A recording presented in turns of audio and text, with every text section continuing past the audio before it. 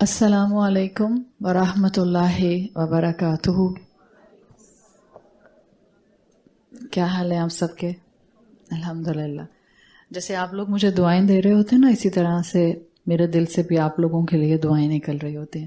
صرف ٹیم کے لیے دعائیں نہیں ہوتی، آپ لوگوں کے لیے بھی ہوتی ہیں الحمدللہ. اور آج خاص طور پر اس وقت ان دو لوگوں کے لیے دعائیں جنہوں نے کل کی بات سن کے آپس میں اپنا معاملہ سیٹل کر لیا. اللہ تعالیٰ ان کو بہترین اجر دے اور ان کے اس عمل کی وجہ سے ان کی مغفرت اور بخشش فرما دے.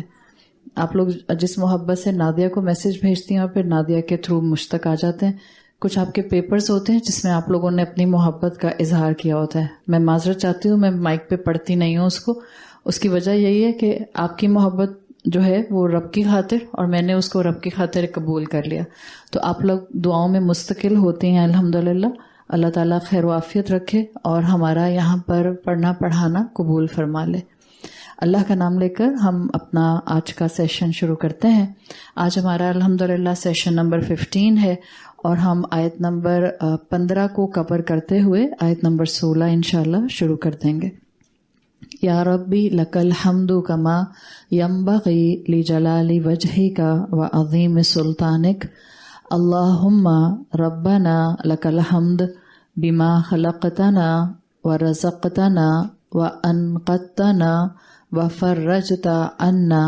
لک الحمد بالایمان ولک الحمد بالاسلام ولک الحمد بالقرآن. اما بعد فاعوذ باللہ من الشیطان الرجیم. بسم اللہ الرحمن الرحیم. رب اشرح لی صدری ویسر لی امری واحلل عقدۃ من لسانی یفقہوا قولی. اللہم ثبتنا عند الموت بلا الہ الا اللہ. اے ہمارے اللہ، ہمیں ہماری موت پر کلمہ لا الہ الا اللہ پر ثابت قدم رکھیے. آمین یا رب العالمین. سورۃ اللقمان ان ڈیپتھ اسٹڈی. الحمدللہ ہم آیت نمبر 14 اور 15 ان دونوں کے بارے میں یہ بات کر رہے تھے کہ یہ دونوں آیات اللہ کی طرف سے ایک انٹرجیکشن ہے، یعنی حکیم لقمان کی نصیحت جو آیت 13 میں آئی تھی. آیت 14 اور 15 یہ دو آیات ہیں جو اللہ کی طرف سے اللہ کا کلام سمجھا جاتا ہے. آیت 14 کا چھوٹا سا ایک پہلو ہے جو میں آپ کے سامنے بس رکھوں گی، پھر ہم آیت نمبر 15 اور انشاءاللہ 16 پر جائیں گے. ہم نے الحمدللہ کل بر الوالدین پر آیت 14 کے حوالے سے بات کی تھی کہ آیت نمبر 14 میں اللہ کی طرف سے وصینا کی کمانڈ ہے، حکم ہے کہ اپنے والدین کا اور میرا شکر ادا کرو. اور اسپیسیفکلی ہم نے دیکھا تھا کہ والدین میں سے والدہ کا حق زیادہ مینشن کیا گیا ہے، اس لیے کہ ابوین کی جگہ لفظ والدین استعمال کیا گیا ہے. اور والدہ کی جو کنٹریبیوشنز ہیں اس کو دونوں اینگل سے قرآن کی آیت میں آپ کو موجود ہونا نظر آتا ہے کہ چاہے وہ وہن، ڈیلیوری یا پریگنینسی سے ریلیٹڈ تھا، یا وہ ماں کا ایکسٹرا آرڈنری کنٹریبیوشن تھا جو اس کا ویننگ پیریڈ ہوتا ہے بچے کا، جس میں وہ بچے کو دودھ پلاتی ہے. اس حوالے سے ہم نے بات کی تھی کہ والدین دونوں کے لیے اللہ تعالیٰ نے حکم یہاں دیا ہے کہ ان کا عزت، احترام اور ان کا ادب کا معاملہ، خدمت کا معاملہ کانسٹنٹلی رکھا جائے. جب یہ کیپیسٹیز ہوتی ہیں تبھی انسان والدین کا شکر ادا کرتا ہے. اب ہم نے کل یہ بات بھی سیکھ لی تھی کہ والدین کا شکر انسان کر نہیں سکتا، اس لیے کہ یہ ایک ٹف عمل ہے جب تک کہ انسان اپنی فطرت پر قائم نہ ہو. اور اسی حوالے سے ہم نے مختلف مخلوقات کی فطرت اور انسان کی فطرت کو بھی کمپیریٹیو اسٹڈی کر کے سمجھا تھا. انسان اپنی فطرت پر قائم رہ نہیں سکتا، یعنی اس کی فطرت سلامت رہ نہیں سکتی جب تک کہ وہ اللہ کے کلام سے خود کو نہ جوڑ لے. تو ہر چیز آپ کو ایک اور خیر کے پہلو سے جوڑتی جاتی ہے. جب آپ اللہ کے کلام سے جڑ جاتے ہیں تو آپ اللہ کے شکر گزار بنتے ہیں. آپ اللہ کے کلام کے سامنے جا کر بیٹھتے ہیں، اللہ کا کلام آپ کو واپس لوگوں کے درمیان میں بھیج دیتا ہے. آپ نے اکثر یہ بات محسوس کی ہوگی کہ آپ قرآن کے سامنے وقت لگاتی ہیں تو قرآن میں انسانوں کے حقوق، رشتہ داروں کے حقوق، یتامہ اور مساکین کے اور معاشرے کے انسانوں کے حقوق آپ کو اوپنلی نظر آتے ہیں. تو اسی حوالے سے ہم الحمدللہ کل جو ٹاپک کور کر رہے تھے اس سے جو ایکسپلینیشن ہمارے سامنے سمرائزڈ فارم میں آئی ہے وہ یہ کہ ماں باپ کی خدمت کرنا بہرحال ایک جوہد والا کام ہے، محنت والا کام ہے. ماں باپ کے سامنے اف نہ بولنا، اس میں بہت انسان کا مجاہدہ ہوتا ہے. مجاہدۃ النفس کی ٹرم آپ نے سنی ہوگی، یعنی جب آپ اپنے نفس کی تربیت کرتے ہیں اور بہت کوشش کر کے نفس کی تربیت کرتے ہیں تو یہ ماں باپ کی خدمت کرنے کا پہلو، ماں باپ کو اف تک نہ کہنا، یہ پہلو جہاد کا پہلو ہے. اور یہ نفس کا جہاد قرآن نے بھی سورۃ فرقان میں سب سے بڑا جہاد مینشن کیا ہے. حضرت علی رضی اللہ عنہ کا قول آتا ہے جس کا مفہوم ہے کہ وہ کہا کرتے تھے کہ اپنی زبان کی تیزی کو اپنے والدین پر استعمال نہ کرو. یعنی اگر آپ کی ورڈ کنسٹرکشن بہت اچھی ہے یا آپ کو دلائل بہت اچھے دینے آتے ہیں تو اس کا ہرگز یہ مطلب نہیں ہے کہ اب آپ اپنے ماں باپ کو ڈیگریڈ کرنے کے لیے یا انسلٹ کرنے کے لیے اپنی زبان کی تیزی استعمال کرنا شروع کر دیں. اسی طرح سے اسکالرز لکھتے ہیں کہ آپ کی معافی کا سب سے پہلا حقدار آپ کے اپنے والدین ہوتے ہیں. ہم اس طرح سوچتے نہیں ہیں، اس لیے کہ ہمیں یہ خیال ہی نہیں آتا، ہم دنیا کو معاف کرنے کی طرف چلے جاتے ہیں مگر بعض اوقات ہم اپنے ہی پیرنٹس کو معاف نہیں کر پاتے. ہو سکتا ہے بہت ہارش ہو کر انہوں نے آپ کے بچپن میں آپ کو ڈیل کیا ہو سکتا ہے انہوں نے آپ کے رائٹس ادا نہ کیے ہوں، اس لیے کہ وہ بھی بہرحال انسان تھے، غلطی ان سے ہو سکتی تھی. لیکن اسکالرز کہتے ہیں کہ آپ کی معافی کا اگر کوئی سب سے پہلے حقدار ہے تو وہ آپ کے اپنے والدین ہیں. جب آپ ماں باپ کو دل سے معاف کر دیتے ہیں تو آپ ان کی کمی کمزوری پر آپ انوائے نہیں ہو رہے ہوتے. شیطان پوری کوشش کرتا ہے کہ ان کے فلاز آپ کے سامنے لے کر آئے. آپ وہ اولاد بننے کی کوشش کرتے ہیں جو اولاد بر الوالدین کی سٹیج پر آتی ہے. اس لیے میں نے جب کل آیت نمبر 14 کو شروع کیا تھا تو میں نے آپ کو بتایا تھا کہ یہ بر الوالدین بتاتی ہوئی آیت ہے، اور بر الوالدین انسان کا ماں باپ کے حوالے سے ہائیسٹ عمل ہے. کیوں بر الوالدین کو ہائیسٹ عمل کہا جاتا ہے؟ اس لیے کہ اسلامک آپ ایجوکیشن کے اندر اولاد کی اقسام دیکھ سکتے ہیں. اگر میں بالکل سمپلیفائڈ فارم میں آپ کو اولاد کی مختلف اقسام بتاؤں جس میں ہم اپنے آپ کو خود دیکھ سکتے ہیں کہ میں کہاں فٹ ہوتی ہوں، تو 5 طرح کی اولادیں ہوتی ہیں. یعنی ماں باپ کو ڈیل کرنے کے حوالے سے بچے 5 طرح کے ہوتے ہیں. ایک وہ کیٹیگری ہوتی ہے اولاد کی جن کو ماں باپ جب بھی کوئی کام کرنے کو کہتے ہیں تو وہ صاف انکار کر دیتے ہیں، یا ماں باپ جس وقت کوئی ریکویسٹ کرتے ہیں.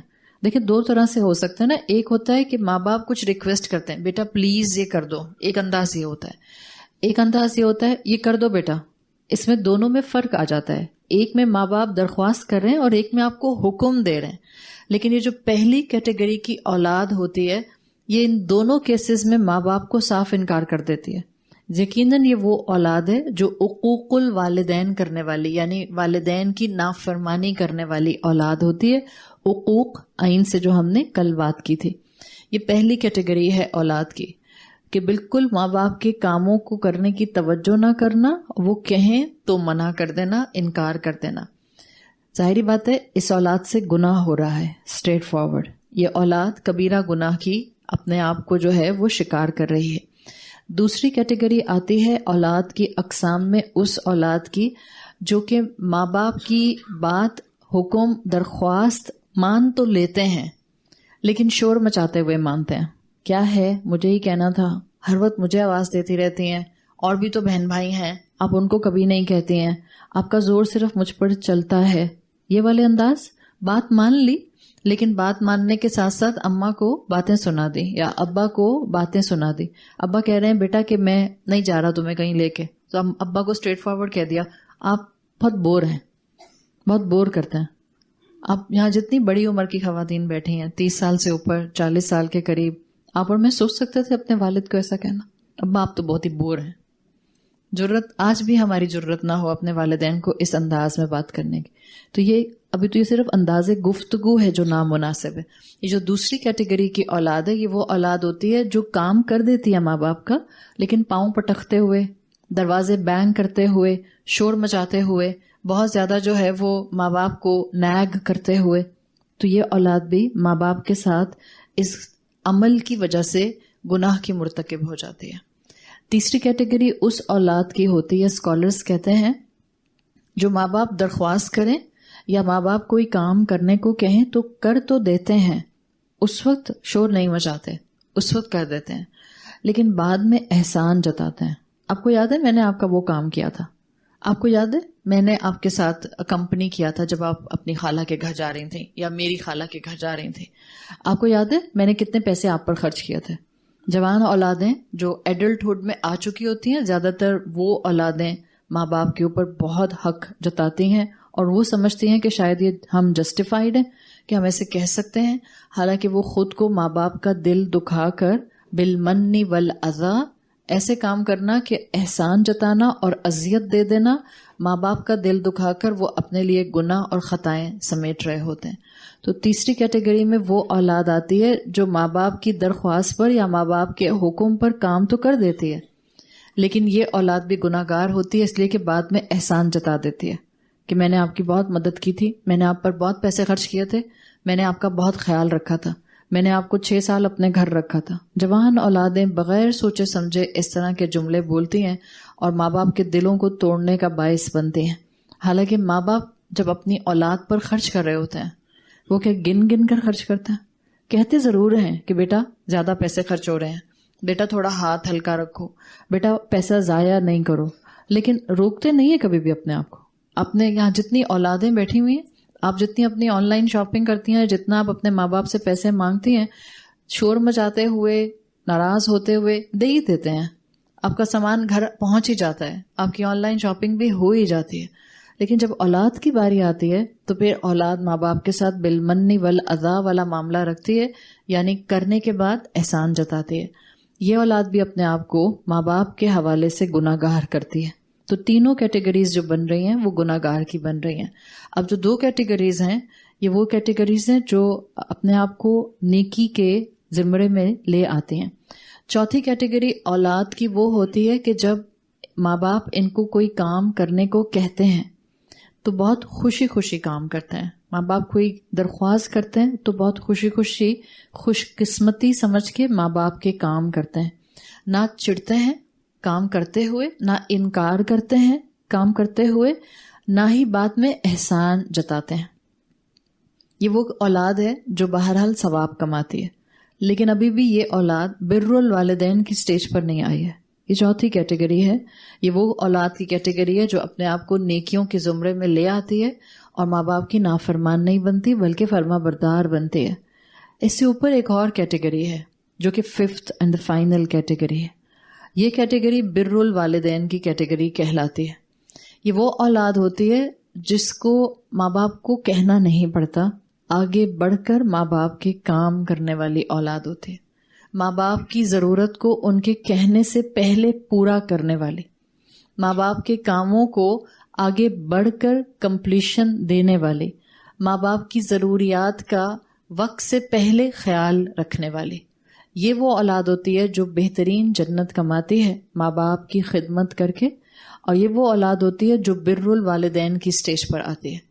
اس والدین کے دل سے اب جو دعا نکلتی ہے تو اسکالرز کہتے ہیں کہ اولاد کا یہ عمل بیسیکلی عبادت کی کیٹیگری میں چلا جاتا ہے، اس لیے کہ آپ نے ماں باپ کو زحمت ہی نہیں ہونے دی، تکلیف ہی نہیں ہونے دی.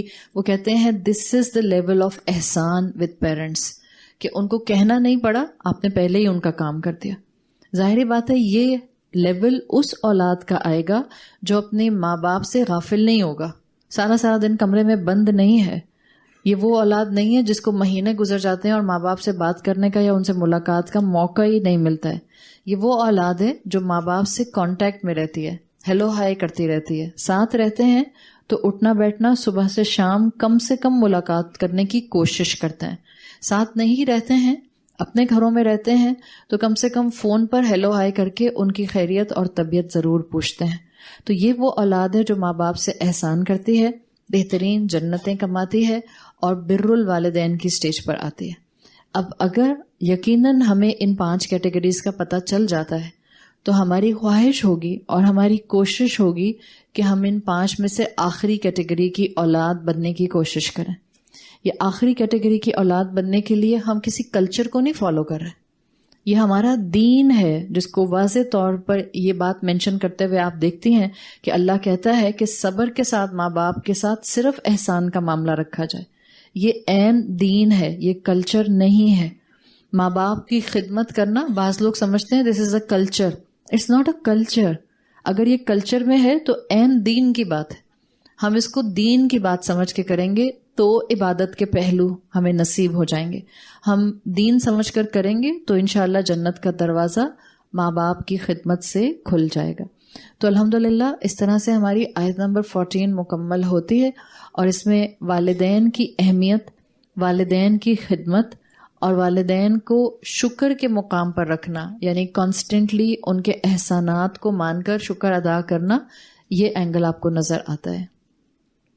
تو والدین کی خدمت, والدین کا احترام اور ان کے ساتھ احسان کا معاملہ رکھنا, یہ بہترین طریقے سے ہمیں آیت نمبر 14 میں بتایا گیا ہے. اب آگے آیت نمبر 15 بھی اللہ تعالیٰ کے ہی الفاظ کا کنٹینیویشن ہے. سورۃ لقمان آیت نمبر 15, وَإِن جَاهَدَاكَ عَلَىٰ أَن تُشْرِكَ بِي مَا لَيْسَ لَكَ بِهِ عِلْمٌ, اگر وہ دونوں تم سے کسی قسم کا لڑائی جھگڑا کریں یا تم پر پریشر ڈالیں یہ کہ تم میرے ساتھ کسی کو شریک کرو جس کا ان کو علم, جس کا تم کو علم نہیں ہے, فَلَا تُطِعْهُمَا, تو ان دونوں کی اطاعت مت کرنا, وَصَاحِبْهُمَا فِي الدُّنْيَا مَعْرُوفًا, اور ایک اچھے طریقے سے ان کو یعنی دونوں والدین کو اکمپنی کرنا, وَاتَّبِعْ سَبِيلَ مَنْ أَنَابَ إِلَيَّ, اور اتباع اس کا کرنا جو میرے راستے کی طرف رجوع کر چکا ہے. ثم إِلَى مَرْجِعُكُمْ, پھر یقیناً تم سب کو میری طرف پلٹنا ہے. فَأُنَبِّئُكُمْ بِمَا كُنْتُمْ تَعْمَلُونَ, پھر یقیناً میں ضرور بالضرور تم کو بتا دوں گا جو کچھ تم لوگ عمل کرتے رہے ہو. اب آیت نمبر 15 بھی اللہ کے ہی الفاظ ہیں, اور جو آیت کے شروع میں واو آیا ہے اس کو واو عطف کہتے ہیں, یعنی یہ پچھلے کانٹیکسٹ کو اس کانٹیکسٹ کے ساتھ اسٹرانگلی کنیکٹ کر رہا ہے. یعنی آپ نے آیت نمبر 14 شروع کی تھی وَوَصَّيْنَا سے, تو وَوَصَّيْنَا سمجھ لیں یہاں پر بھی انڈرسٹوڈ ہے. جیسے آیت نمبر 14 میں اللہ کی کمانڈ تھی, اس واو کی آنے کی وجہ سے, اس واو کی پریزنس کی وجہ سے جو شروع میں واو عطف کا آیا ہے, اسکالرس کے نزدیک وَصَّيْنَا یہاں پر بھی انڈرسٹوڈ ہے. یہ جتنی بات کہی گئی ہے آیت نمبر 15 میں, یہ بھی اللہ کی طرف سے وَصَّيْنَا کی کیٹیگری میں تشدید کی وجہ سے اللہ کی کمانڈ آ رہی ہے کہ اگر وہ دونوں تمہارے ساتھ پریشرائز کرنے کا معاملہ کرتے ہیں اس اینگل سے کہ تم میرے ساتھ شریک کرو, تو تم ان دونوں کی بات نہیں مانو گے. یہ اللہ کا حکم آ رہا ہے. 4 الفاظ اس آیت کے حوالے سے سمجھ لیں, پھر انشاءاللہ ہم اس آیت کا شان نزول دیکھتے ہوئے آگے بڑھیں گے. جاہدا کا لفظ جو آیا ہے یہ جیم ہا دال سے ہے, جوہد سے ہے. اسی سے لفظ جہاد بنتا ہے. جوہد کا مطلب ہوتا ہے اسٹرگل کرنا. اسی جوہد سے لفظ بنتا ہے اسلامک ٹرمینالوجی میں اجتہاد. آپ نے سنا ہوگا اسکالرز اجتہاد کرتے ہیں. اجتہاد بہت کوشش کر کے, بہت اسٹرگل کر کے اسکالرلی اوپینین مینٹین کرنے کے لیے یا ڈیولپ کرنے کے لیے کیا جاتا ہے. اجتہاد کیا جاتا ہے قرآن اور سنت کو سامنے رکھتے ہوئے, قرآن اور حدیث رسول صلی اللہ علیہ وسلم کو سامنے رکھتے ہوئے کسی ایسے نئے حکم کے بارے میں کوئی مسئلہ یا سولوشن ڈیرائیو کر لینا جو ان دونوں ٹیکسٹ میں موجود نہیں ہے. اس میں بہت کوشش ہوتی ہے, اسی لیے یہ جوہد سے بنا ہے. اس کو اجتہاد کہا جاتا ہے. دس از ایکسرسائزنگ اسکالرلی اوپینین, جس میں ایک اسکالرس کی جماعت محنت کر کے ان دونوں ٹیکسٹ کے تھرو کوئی نئے مسئلے کا حل انہی کے انڈر ڈیرائیو کرتی ہے. تو جوہد کوشش, اسٹرگل, اجتہاد اسکالرلی اسٹرگل جو کہ علماء کرتے ہیں. اسی سے لفظ بنا ہے جاہدا. جاہدا یہ مثنی ہے, ڈیول ہے. اگر وہ دونوں تمہارے ساتھ جاہدا کا معاملہ کریں, جہاں جوہد آئے گا کوشش, یا جوہد آئے گا جہاد, یا جوہد آئے گا اجتہاد, یا جوہد آئے گا جاہدا, ان سب میں جو مفہوم ایک جیسا آپ کو ملے گا وہ یہ ہوگا کہ کسی ایسے کام کے لیے اسٹرگل کرنا جس پر آپ اپنی محنت کا آخری ایسنس بھی ڈال دیں. یعنی سمپل محنت نہیں ہے بلکہ ایسی محنت ہے کہ آپ اپنی جان لگا دیں. تو جب آپ جاہدہ کو ان سارے مفہوم کے ساتھ اسٹڈی کرتے ہیں تو عربی زبان میں جاہدہ آتا ہے یا تو لڑائی جھگڑے کے لیے یا جاہدہ آتا ہے ٹو پریشرائز سم ون. ان دونوں ایسنس میں جاہدہ کا لفظ استعمال ہوتا ہے. یعنی if they will put a great deal of pressure upon you, اگر یہ دونوں والدین تمہیں پریشرائز کرنے کی کوشش کرتے ہیں تو اس کا آپ ایسنس ترجمے کے پوائنٹ آف ویو سے یہ سمجھ سکتے ہیں. یہاں پر یہ ڈیول آیا ہے جاہدہ، ماں باپ دونوں کی بات ہے. تو ایک ٹرم ہے آپ کے پاس جاہدہ، دوسری ٹرم ہے صاحب ہما. صاحب ہما صاحب سے ہے. صاحب کہتے ہیں ساتھی کو. اچھا صاحب بھی ساتھی ہوتا ہے اور قرین بھی ساتھی ہوتا ہے. قرین بھی دوست کو کہتے ہیں. بٹ صاحب کون سا ساتھی ہوتا ہے؟ صاحب وہ ساتھی ہوتا ہے جو آپ کے ساتھ ساتھ رہتا ہے. رسول اللہ صلی اللہ علیہ وسلم کے کمپینینز کو کیا کہتے ہیں؟ صحابہ کرام. اسی صاحب سے بنا ہے صحابہ کرام، یعنی وہ جن کو آپ صلی اللہ علیہ وسلم کی صحبت نصیب ہوئی. تو صاحب سے ہے، صاحب سے ہی صحبت بنتا ہے، اکمپنی کرنا. اللہ تعالیٰ کہہ رہے ہیں کہ ماں باپ کی کمپنی میں رہو، ٹو اکمپنی دیم، ان کی صحبت میں رہو. اور صاحب فعل امر ہے. فعل امر کا مطلب کیا ہوگا؟ اللہ کمانڈ دے رہا ہے کہ ماں باپ کو اکمپنی کرو. یعنی وہ دونوں جاہدہ کر رہے ہیں، وہ دونوں پریشرائز کر رہے ہیں، بٹ اللہ کیا کہہ رہا ہے؟ صاحبہ، تم ان دونوں کو اکمپنی کرو، ان کے اراؤنڈ رہو. اور کیسے رہو اراؤنڈ ان کے؟ معروفاً، ہر اچھے طریقے سے، ہر نون اچھے طریقے سے ان کے ساتھ ساتھ رہو. آخری اور چوتھا لفظ ہے انابا. من انابا الیہ آیا ہے. انابا کہتے ہیں بیسیکلی رجوع اللہ کو. آپ نے اردو میں ایک لفظ سنا ہوگا جو عربی سے آیا ہے انابت. توبہ اور انابت سنا ہے کبھی؟ توبہ کر کے بھی آپ رجوع اللہ کرتے ہیں، انابہ کر کے بھی آپ، انابت سے بھی آپ رجوع اللہ کرتے ہیں. انابت توبہ کے بعد کا سٹیج ہوتا ہے. یعنی جب آپ نے ایک دفعہ اپنے گناہ پر معافی مانگ لی، اب جو آپ کی باڈی لینگویج اور آپ کا لائف سٹائل ہوگا وہ انابہ والا ہوگا. یعنی اب آپ بہت الرٹ پر زندگی گزاریں گے اور آپ کوشش کریں گے کہ آپ گناہ کی طرف دوبارہ اپنے قدم نہ بڑھنے دیں. اس کو انابہ کہتے ہیں. یہ بیسک الفاظ کے مفہوم تھے جو اس آیت میں آئے ہیں. اس آیت کے ساتھ آپ کو احادیث کے تھرو، سیرت کے تھرو اور تفاسیر کے تھرو ایک شان نزول ملتا ہے. یعنی یہ آیت ایک اسپیسیفک مقام پر مکہ میں نازل ہوئی. اس شان نزول کے بیک گراؤنڈ میں ایک صحابی موجود ہیں جن کا نام آتا ہے حضرت سعد بن ابی وقاص رضی اللہ عنہ. حضرت سعد بن ابی وقاص رضی اللہ عنہ یہ عشرہ مبشرہ میں سے ایک صحابی ہیں.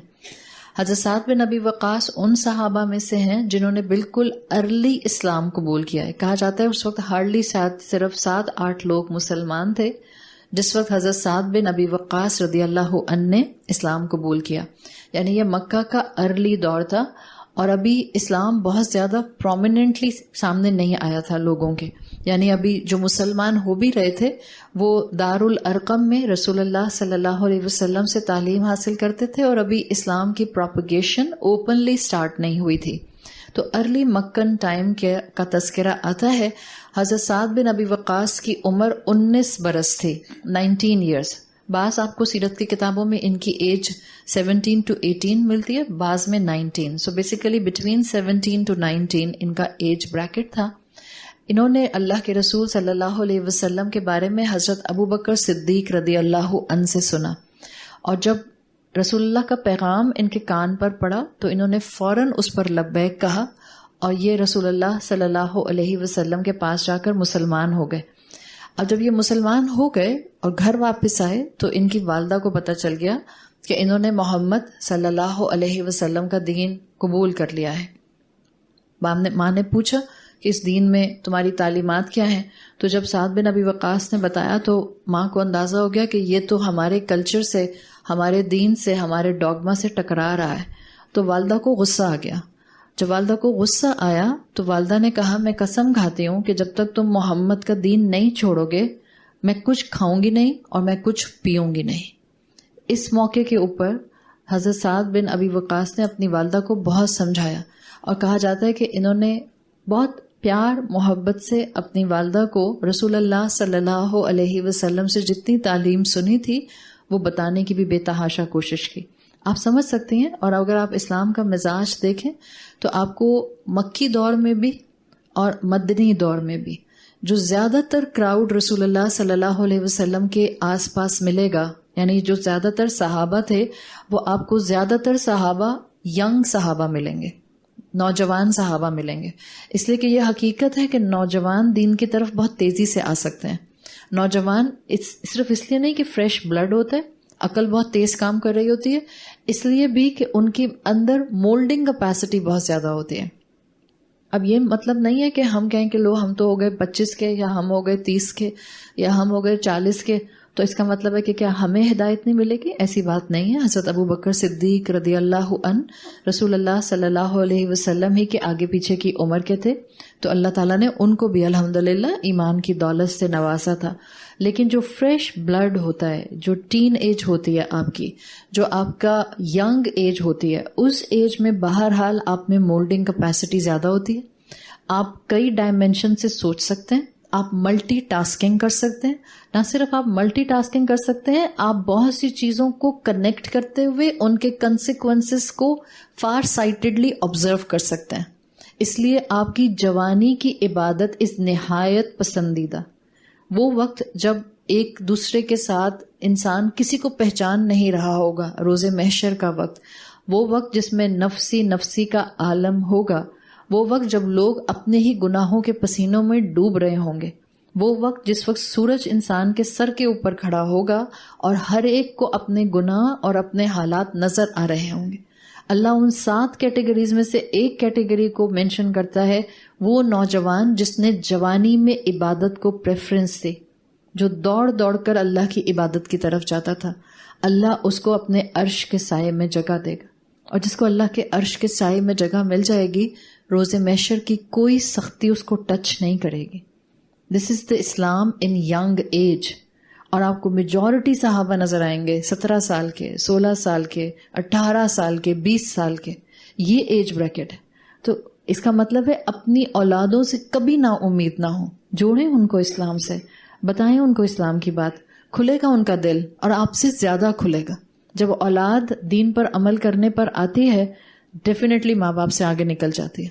اور ہمارے بچوں میں بہت پوٹینشیل ہے، اس لیے کہ ہمارے بچوں کے intellect level are very sharp. I Q levels بہت ہائی ہیں بچوں کے، اور اس آئی کیو لیول ہائی ہونے کی وجہ میں بتا چکی ہوں کہ ان کا ایکسپوجر بہت زیادہ ہے. تو لاجک بھی ان کو سمجھ آتی ہے، وہ بہت سی جگہ ریشنل ڈیولپ کر سکتے ہیں. اگر ان کو سننے کو بھی نہ ملے تو وہ بہت سی جگہ پر ڈاٹس کنیکٹ کر سکتے ہیں.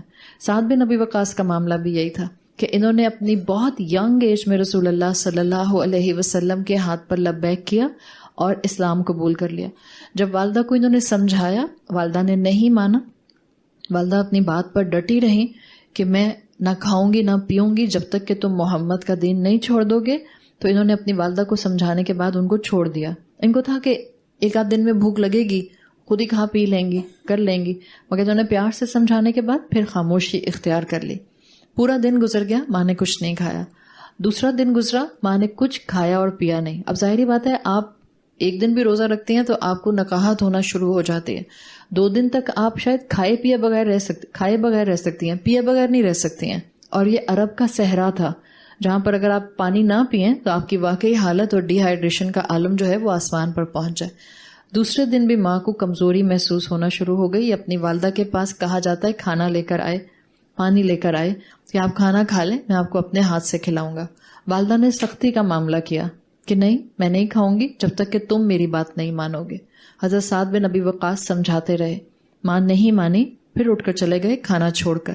تیسرے دن پھر ماں کے پاس آئے اور اب ماں کی حالت یہ ہو رہی تھی کہ ماں سے بستر سے اٹھا نہیں جا رہا تھا. انہوں نے دیکھا ماں کا کھانا وہیں رکھا ہے، تو ماں سے انہوں نے پھر کہا کہ دیکھیں میں آپ کو کہہ رہا ہوں کہ آپ کھانا کھا لیں، میں محمد صلی اللہ علیہ وسلم کا دین نہیں چھوڑوں گا. ماں نے کہا میں جب تک نہیں کھاؤں گی پیوں گی جب تک کہ تم محمد کا دین نہیں چھوڑ دیتے. اس پر تیسرے دن حضرت سعد بن ابی وقاص نے اپنی والدہ سے کہا فخرجت نفسا نفسا لم ترکت هذا الدین لشیء. انہوں نے کہا کہ ماں اگر اللہ آپ کو 100 روحیں دے اور آپ کی ایک ایک روح آپ کا جسم چھوڑتی جائے اور 100 کی 100 روحیں بھی آپ کا جسم چھوڑ دیں، میں تب بھی محمد کے دین سے کچھ نہیں چھوڑوں گا. کوئی بدتمیزی نہیں کی، کوئی انسلٹ نہیں کی، اپنا سٹانس کلیئر کر دیا کہ میں محمد صلی اللہ علیہ وسلم کا دین نہیں چھوڑوں گا. آئی ول ناٹ گیو اپ آن لا الہ الا اللہ. آلدو اپنی ماں سے بہت محبت کرتے تھے، ہم تو لا الہ الا اللہ کو ہر چیز پر گیو اپ کر دیتے ہیں. چھوٹی سی خواہش پر لا الہ الا اللہ کے پرخچے اڑا دیتے ہیں. ہماری شادی ہو رہی ہو اور اس کے بعد ہم نے فوٹوگرافی کروانی ہو اور کوریوگرافر جو ہے وہ آ کر آپ کو بھی ناچنا سکھا رہا ہو اور آپ کے خاندان کو بھی ناچنا سکھا رہا ہو، اور ہم لا الہ الا اللہ کی دھجیاں بکھیر رہے ہوتے ہیں اور ہمارے ناک پر مکھی آ کر نہیں بیٹھتی ہیں. انہوں نے کہا نہیں، ایک ایک کر کے آپ کی روح بھی نکل جائے گی تب بھی میں محمد کا دین نہیں چھوڑوں گا، آپ میری بات مان لیں. کہا جاتا ہے، اسکالرز لکھتے ہیں کہ سعد بن ابی وقاص کہتے ہیں میری آنکھوں میں شاید کنوکشن کا اینگل دیکھ کر، یا میری آنکھوں میں یا میری گفتگو میں شاید یقین کی کیفیت دیکھ کر میری ماں کا دل کھل گیا، اور پھر میری ماں نے خاموشی سے جو کھانا پاس رکھا تھا وہ کھانا شروع کر دیا. یعنی وہ ماں جو اولاد کو بلیک میل، ایموشنل بلیک میل کر رہی تھی، جب اس نے دیکھا کہ اولاد نہیں مان رہی ہے، بدتمیزی نہیں کی حضرت سعد بن ابی وقاص نے، کوئی بھی چیخو پکار نہیں کی، ان کی انسلٹ نہیں کی کہ آپ اس دین کو چھوڑ رہی ہیں جس دین کے بعد آپ گناہ گار ہو جائیں گی. ہمیں تو یہ کہتے ہوئے بھی ڈر نہیں لگتا ہے کہ ہم اپنے ماں باپ کو کہیں کہ آپ دین پر عمل نہیں کر رہے ہیں نا، آپ گناہ گار ہو جائیں گے. آپ نہیں کہہ سکتے ماں باپ کو ایسے، آپ نہیں بول سکتے ہیں، اس لیے کہ اللہ نے کہا ہے کہ آپ نے اف بھی نہیں کرنا. آپ کو نظر آ رہا ہے وہ گناہ کر رہے ہیں، پھر بھی نہیں کہہ سکتے آپ گناہ گار ہو رہے ہیں. آپ کو نہایت ادب سے سلیکشن آف ورڈز کرنا ہوتا ہے. اماں یہ آپ کے لیے مناسب نہیں ہے، ابا یہ بہتر نہیں ہے، ابا یہ آپ کے لیے نقصان کا باعث ہوگا. جیسے بھی آپ بولیں، جب آپ کے جملوں میں محبت ہوتی ہے آپ کو الفاظ کا سلیکشن آ جاتا ہے. ہمارا حال الٹا ہے، ہم نہایت کروڈ سینٹینسز استعمال کرتے ہیں، اس کے بعد ہم کہتے ہیں محبت نے بولا تھا.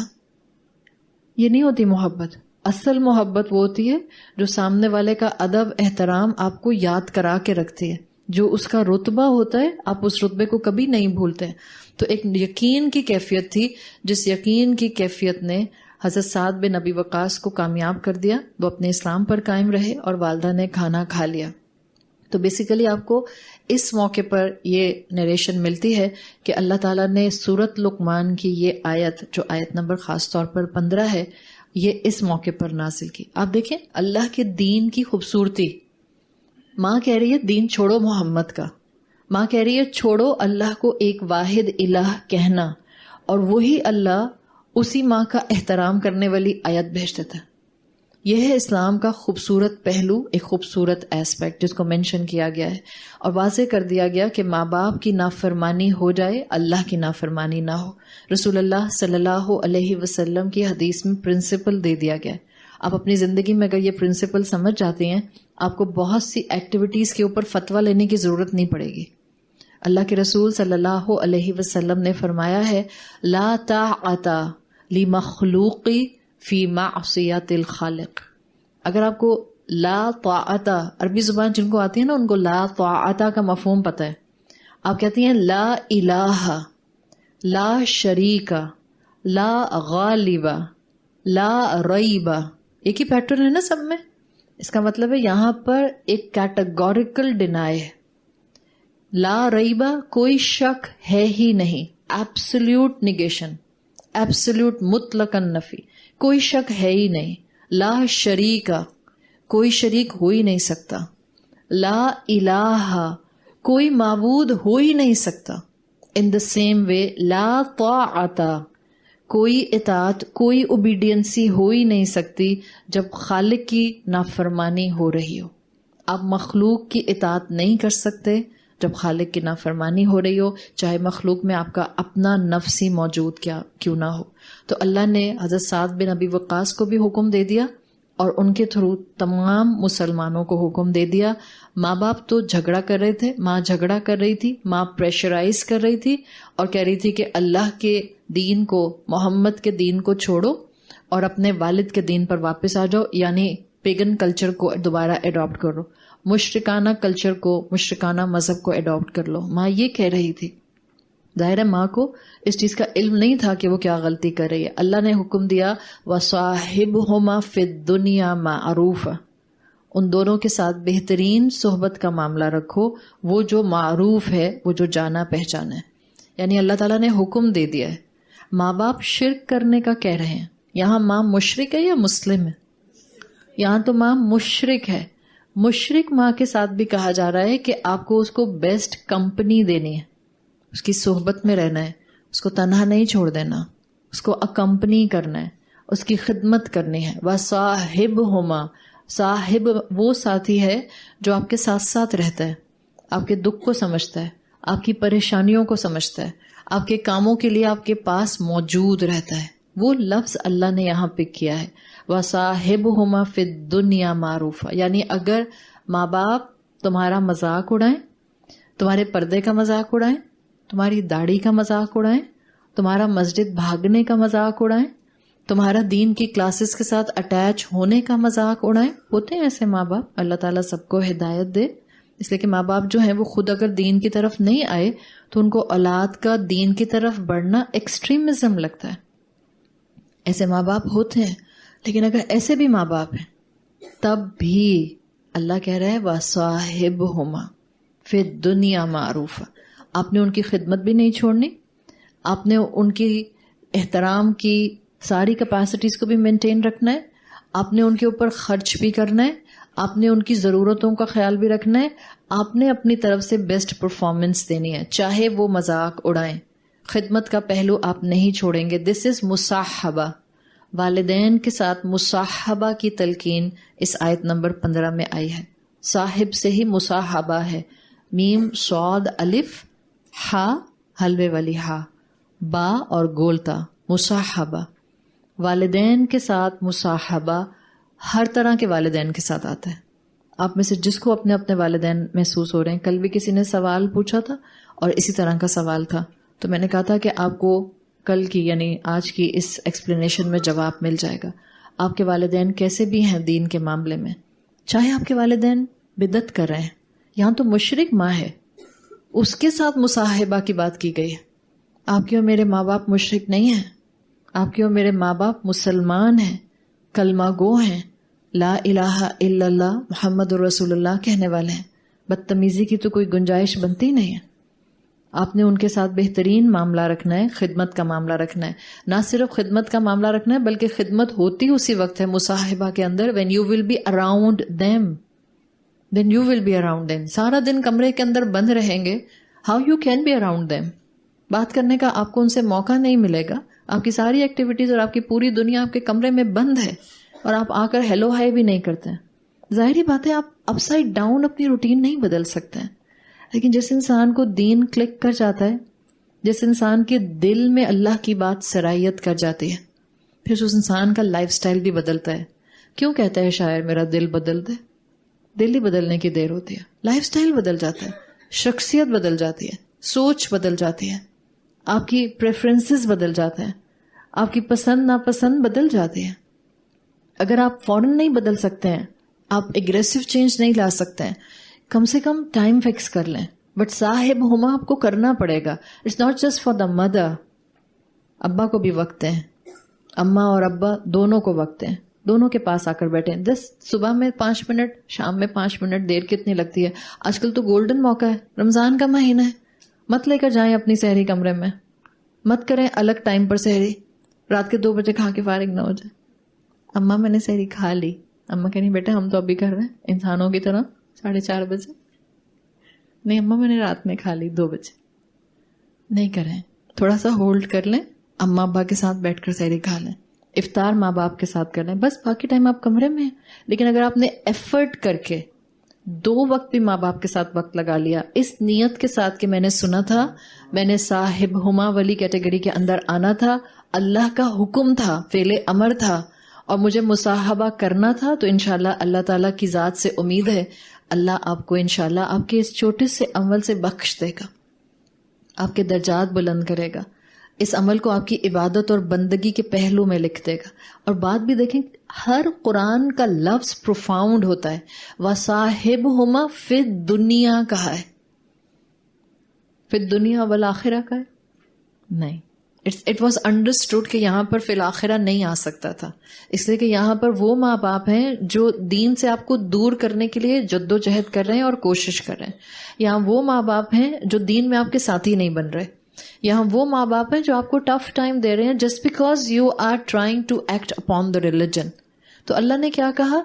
دنیا کی حد تک just be kind with them. ایک اور اینگل بھی ہے اس میں.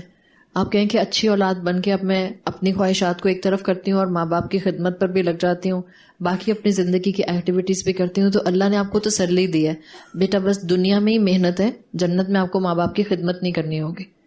جنت میں ماں باپ کی خدمت کرنی ہوگی. جنت میں ماں باپ کو آپ کی خدمت کی ضرورت نہیں ہوگی، اس لیے کہ وہ خود جوان ہوں گے، وہ بھی آپ کی عمر کے ہوں گے. صحیح؟ ہاں، جنت میں سب ماں باپ بھی بچے بھی سب ایک ہی عمر کے. جنت کا ایج بریکٹ آتا ہے احادیث کے اندر 33 ایئرس. احادیث میں اسپیسیفک کیا گیا ہے. واللہ عالم وہ 33 ایئرس کے اوپر کیا خوبصورتی اللہ دے گا، اللہ کو بہتر پتہ ہے. اللہ کے رسول کے ذریعے ہمیں بتایا گیا ہے سب جنتیوں کی ایک ہی عمر ہوگی.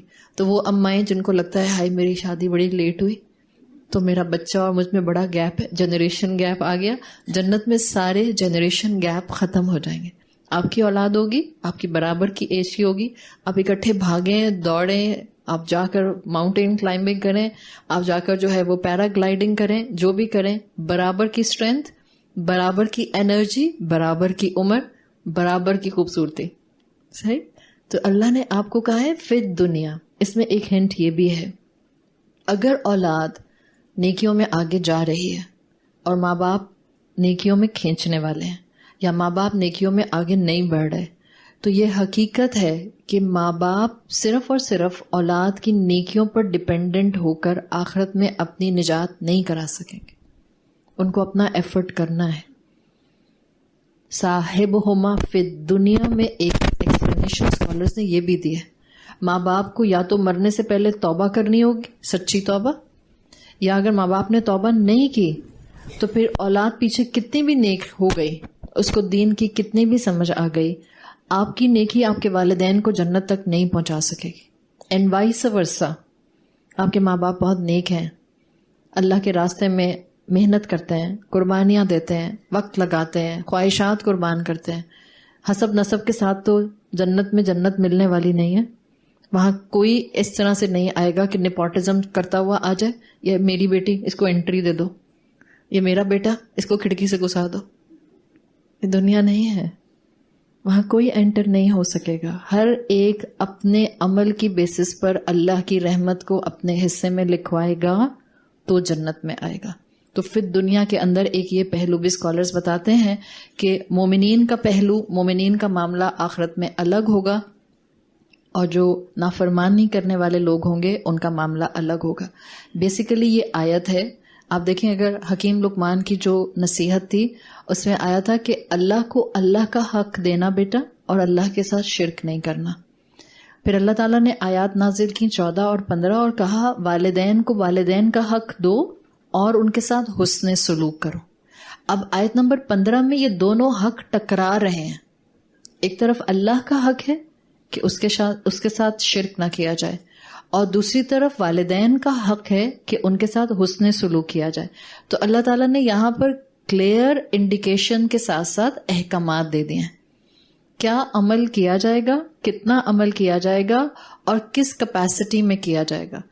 ماں باپ کو اکمپنی کیا جائے گا، یعنی ان کی خدمت کی جائے گی. کیسے؟ معروفاً، ہر اس عمل کے ذریعے جو کہ جانا پہچانا ہوگا، ہر اس عمل کے ذریعے جس سے آپ ماں باپ کی خدمت کر سکیں گے. اور یہ بات ہو رہی ہے مشرک ماں باپ کی، مسلمان ماں باپ کی بات نہیں ہو رہی. جو جنرل گڈ آپ ماں باپ کے ساتھ کر سکتے ہیں، یعنی آپ ان پر خرچ کریں گے، آپ ان کی خدمت کریں گے، آپ ان کی دل جوئی بھی کریں گے. دل جوئی کیسے کرتے ہیں؟ آپ ان کے ساتھ بیٹھتی ہیں، آپ چھپ کر کے ان کی بات سنتی رہتی ہیں، جب وہ ہنستے ہیں تو آپ بھی ہنستے ہیں. یہ نہیں کہ جب وہ ہنستے ہیں تو آپ کا بوتھے شریف پر، جی بوتھا شریف از دا رائٹ ورڈ. اس لیے کہ بچوں کا ٹینٹرمز تھرو کرنے کا اینگل بہت خطرناک ہے آج کل کے بچوں کا. وہ ماں باپ ایک وقت تھا ہمارے دور میں نا، ہم اپنی اماں کے پیچھے پیچھے پیچھے پیچھے اماں سوری سوری سوری، اور اماں ٹینٹرمز تھرو کر رہی ہیں، 2 دن باتیں نہیں کر رہی، نہیں تم نے کیوں بدتمیزی کی چھوٹی بہن سے، 2 دن بات ہی نہیں ہو رہی ہے. وہ وقت تھا ہم اماں کے پیچھے پیچھے. آج کل کیا ہوتا ہے؟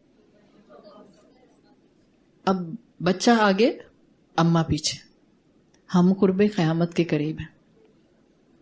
اور صرف ایسا معاملہ نہیں ہوتا. دا وے آج کل کی جوان اولادیں ماں باپ سے گفتگو کرتے ہیں, آپ کو واقعی تکلیف ہوتی ہے سن کے. آپ کو دونوں اینڈ سے تکلیف ہوتی ہے. اس ماں کو دیکھ کر بھی تکلیف ہوتی ہے جو اس کیفیت سے گزر رہی ہوتی ہے, اس اولاد کو دیکھ کر بھی تکلیف ہوتی ہے جو اپنی آخرت اور دنیا دونوں تباہ کر رہی ہوتے ہیں. یہ نہیں ہونا چاہیے. معروفاً مطلب ماں باپ شرک کرنے کا کہہ رہے ہیں, ماں باپ دین پر نہیں ہیں, ماں باپ اللہ کا حق سنیچ کر رہے ہیں, ماں باپ اللہ کے رائٹ کو لینے کے لیے آپ پر پریشر ڈال رہے ہیں. اللہ کہہ رہے ہیں معروفاً طریقے سے صاحب ہما, دل جوئی کرو ان کی. بدتمیزی تو کر ہی نہیں سکتے. اور ہمارے ماں باپ زیادہ تر کیا ہوتا ہے, دین پڑھنے کے بعد 4 باتیں پتہ چل جاتی ہیں, ہمیں لگتا ہے کہ انہوں نے ہمیں ٹھیک سے نماز پڑھنا نہیں سکھایا, انہوں نے جو ہے وہ ہمیں بدعتوں میں انوالو کر دیا, یہ جو ہیں وہ نیازوں میں پھنسے رہ گئے. یہی ہے نا آج کل کی پڑھی لکھی ریلیجس کلاس کے ایشوز. اس کے بعد ہم ماں باپ کے کتنے دل توڑتے ہیں, کتنی ان کے ساتھ بدتمیزی سے بات کرتے ہیں. ماں باپ باتوں کو ریپیٹ کرنے لگ جاتے ہیں. ماں باپ میں ایک لیول, اب جو آج کی اولاد کا کانفیڈنس ہے, اگر کوئی بیچاری بہت ہی سیدھی ماں ہوگی, ہوتی ہیں ایسے اللہ کی بندیاں جو بہت سمپل ہوتی ہیں, ہر جگہ پر تو اسمارٹ اماں نہیں ہے نا موجود, کچھ مائیں بہت سیدھی ہوتی ہیں, اولاد کی انٹلیکٹ بہت آگے ہے. اس صورت میں ماؤں کو ایسے سنوپ کرتی ہے اولاد, آپ کو تو کچھ سمجھ ہی نہیں آتی, آپ کو تو کسی سے بات ہی نہیں کرنی آتی, آپ کو تو کوئی طریقہ ہی نہیں آتا. یہ تو اف سے بھی بڑھ کر گناہ ہو گیا. اف کیا تو گناہ ہو جائے گا. اللہ نے کہا ہے جو بھی کرنا ہے احسان کا معاملہ کرنا ہے. تو دل جوئی کا معاملہ, تربیت, ان کی خدمت کے ساتھ ساتھ, ان کی مدد کے ساتھ ساتھ, چاہے مشرک ہوں. یہاں کوئی ایسا نہیں بیٹھا ہوا انسان جو کہے کہ میرے ماں باپ مشرک ہیں, تو ہمارے پاس تو کوئی گنجائش بنتی نہیں ہے. تو اللہ نے کلیرٹی دی ہے, 2 حق ٹکرائیں تو ماں باپ کے ساتھ کیا کرنا ہے, سمپل اسٹریٹ فارورڈ دل جوئی, خدمت, احترام, خرچ کرو. اسٹریٹ فارورڈ, وقت دو, ان کے ساتھ بیٹھو. ہاں آگے آیت میں کیا آ رہا ہے, وَاتَّبِعْ سَبِيلَ مَنْ أَنَابَ إِلَيَّ. That's the most important thing. ماں باپ کے ساتھ آپ وقت گزاریں گے, وہ پہلی ایڈوائس ہے. صاحب فعل امر ہے, وہ بھی فعل امر ہے, اور اتبع بھی فعل امر ہے, دونوں فعل امر ہے. تو اس آیت میں جب 2 حقوق ٹکرا جائیں تو اللہ کی طرف سے 2 احکامات آئے ہیں. ماں باپ کے ساتھ کیا معاملہ ہوگا, وہ معاملہ ہوگا ان کو اکمپنی کرنے والا, اور وہ بھی معروف طریقے سے. دوسرا کام کیا کرنا ہوگا, اتباع کرنا ہوگا. اللہ کا حکم ہے, اتباع کرنا ہوگا. کس کا اتباع کرنا ہوگا, سبیلا, اس راستے کا, من اناب الیہ, اس انسان کے راستے کو فالو کرو جس نے رجوع اللہ کر لیا ہے. یعنی اس کا مطلب کیا ہے کہ آپ اکمپنی کریں گے اللہ کی طرف سے دیے گئے والدین کو, اور آپ فالو کریں گے اللہ کے نیک بندوں کو. دس از سمپل پرنسپل. صاحب ہما میں والدین کو اکمپنی کرنے کا حکم ہے, اور اتباع میں آپ نیک بندوں کا اتباع کریں گے. یعنی رب کے راستے پر چلنے والے لوگوں کو اپنے لیے انفلوئنس کا سورس بنائیں گے. ہمارے ہاں آج کل انفلوئنسرز کون سے ہوتے ہیں, انا للہ و انا الیہ راجعون, جن کو انفلوئنسرز کہا جاتا ہے. قرآن یہ آپ کو انفلوئنسرز کون ہوتے ہیں اس کی ڈیفینیشن دے رہا ہے. کس کو بنائے اپنا انفلوئنسر, وَاتَّبِعْ سَبِيلَ مَنْ أَنَابَ إِلَيَّ, اس سے انفلوئنس لیں جس نے میرے راستے کی طرف رجوع کرنا اپنی زندگی کا مقصد بنا لیا ہے. وہ آپ کا رول ماڈل ہونا چاہیے, اس کے ساتھ آپ کو چلنا چاہیے. مصاحبہ ہوگا والدین کے ساتھ, but you will follow and adhere to the path of اللہ سبحانہ و تعالی. آپ اسٹک کریں گی اللہ کے راستے پر, اس راستے پر جو ایمان کا راستہ ہے.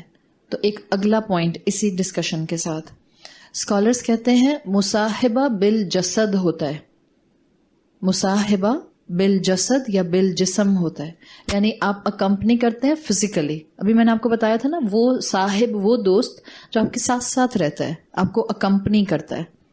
مصاحبہ بالجسد ہوگا, یعنی physically you will be with your parents in their خدمت, لیکن اتباع بالعقل والقلب ہوتا ہے.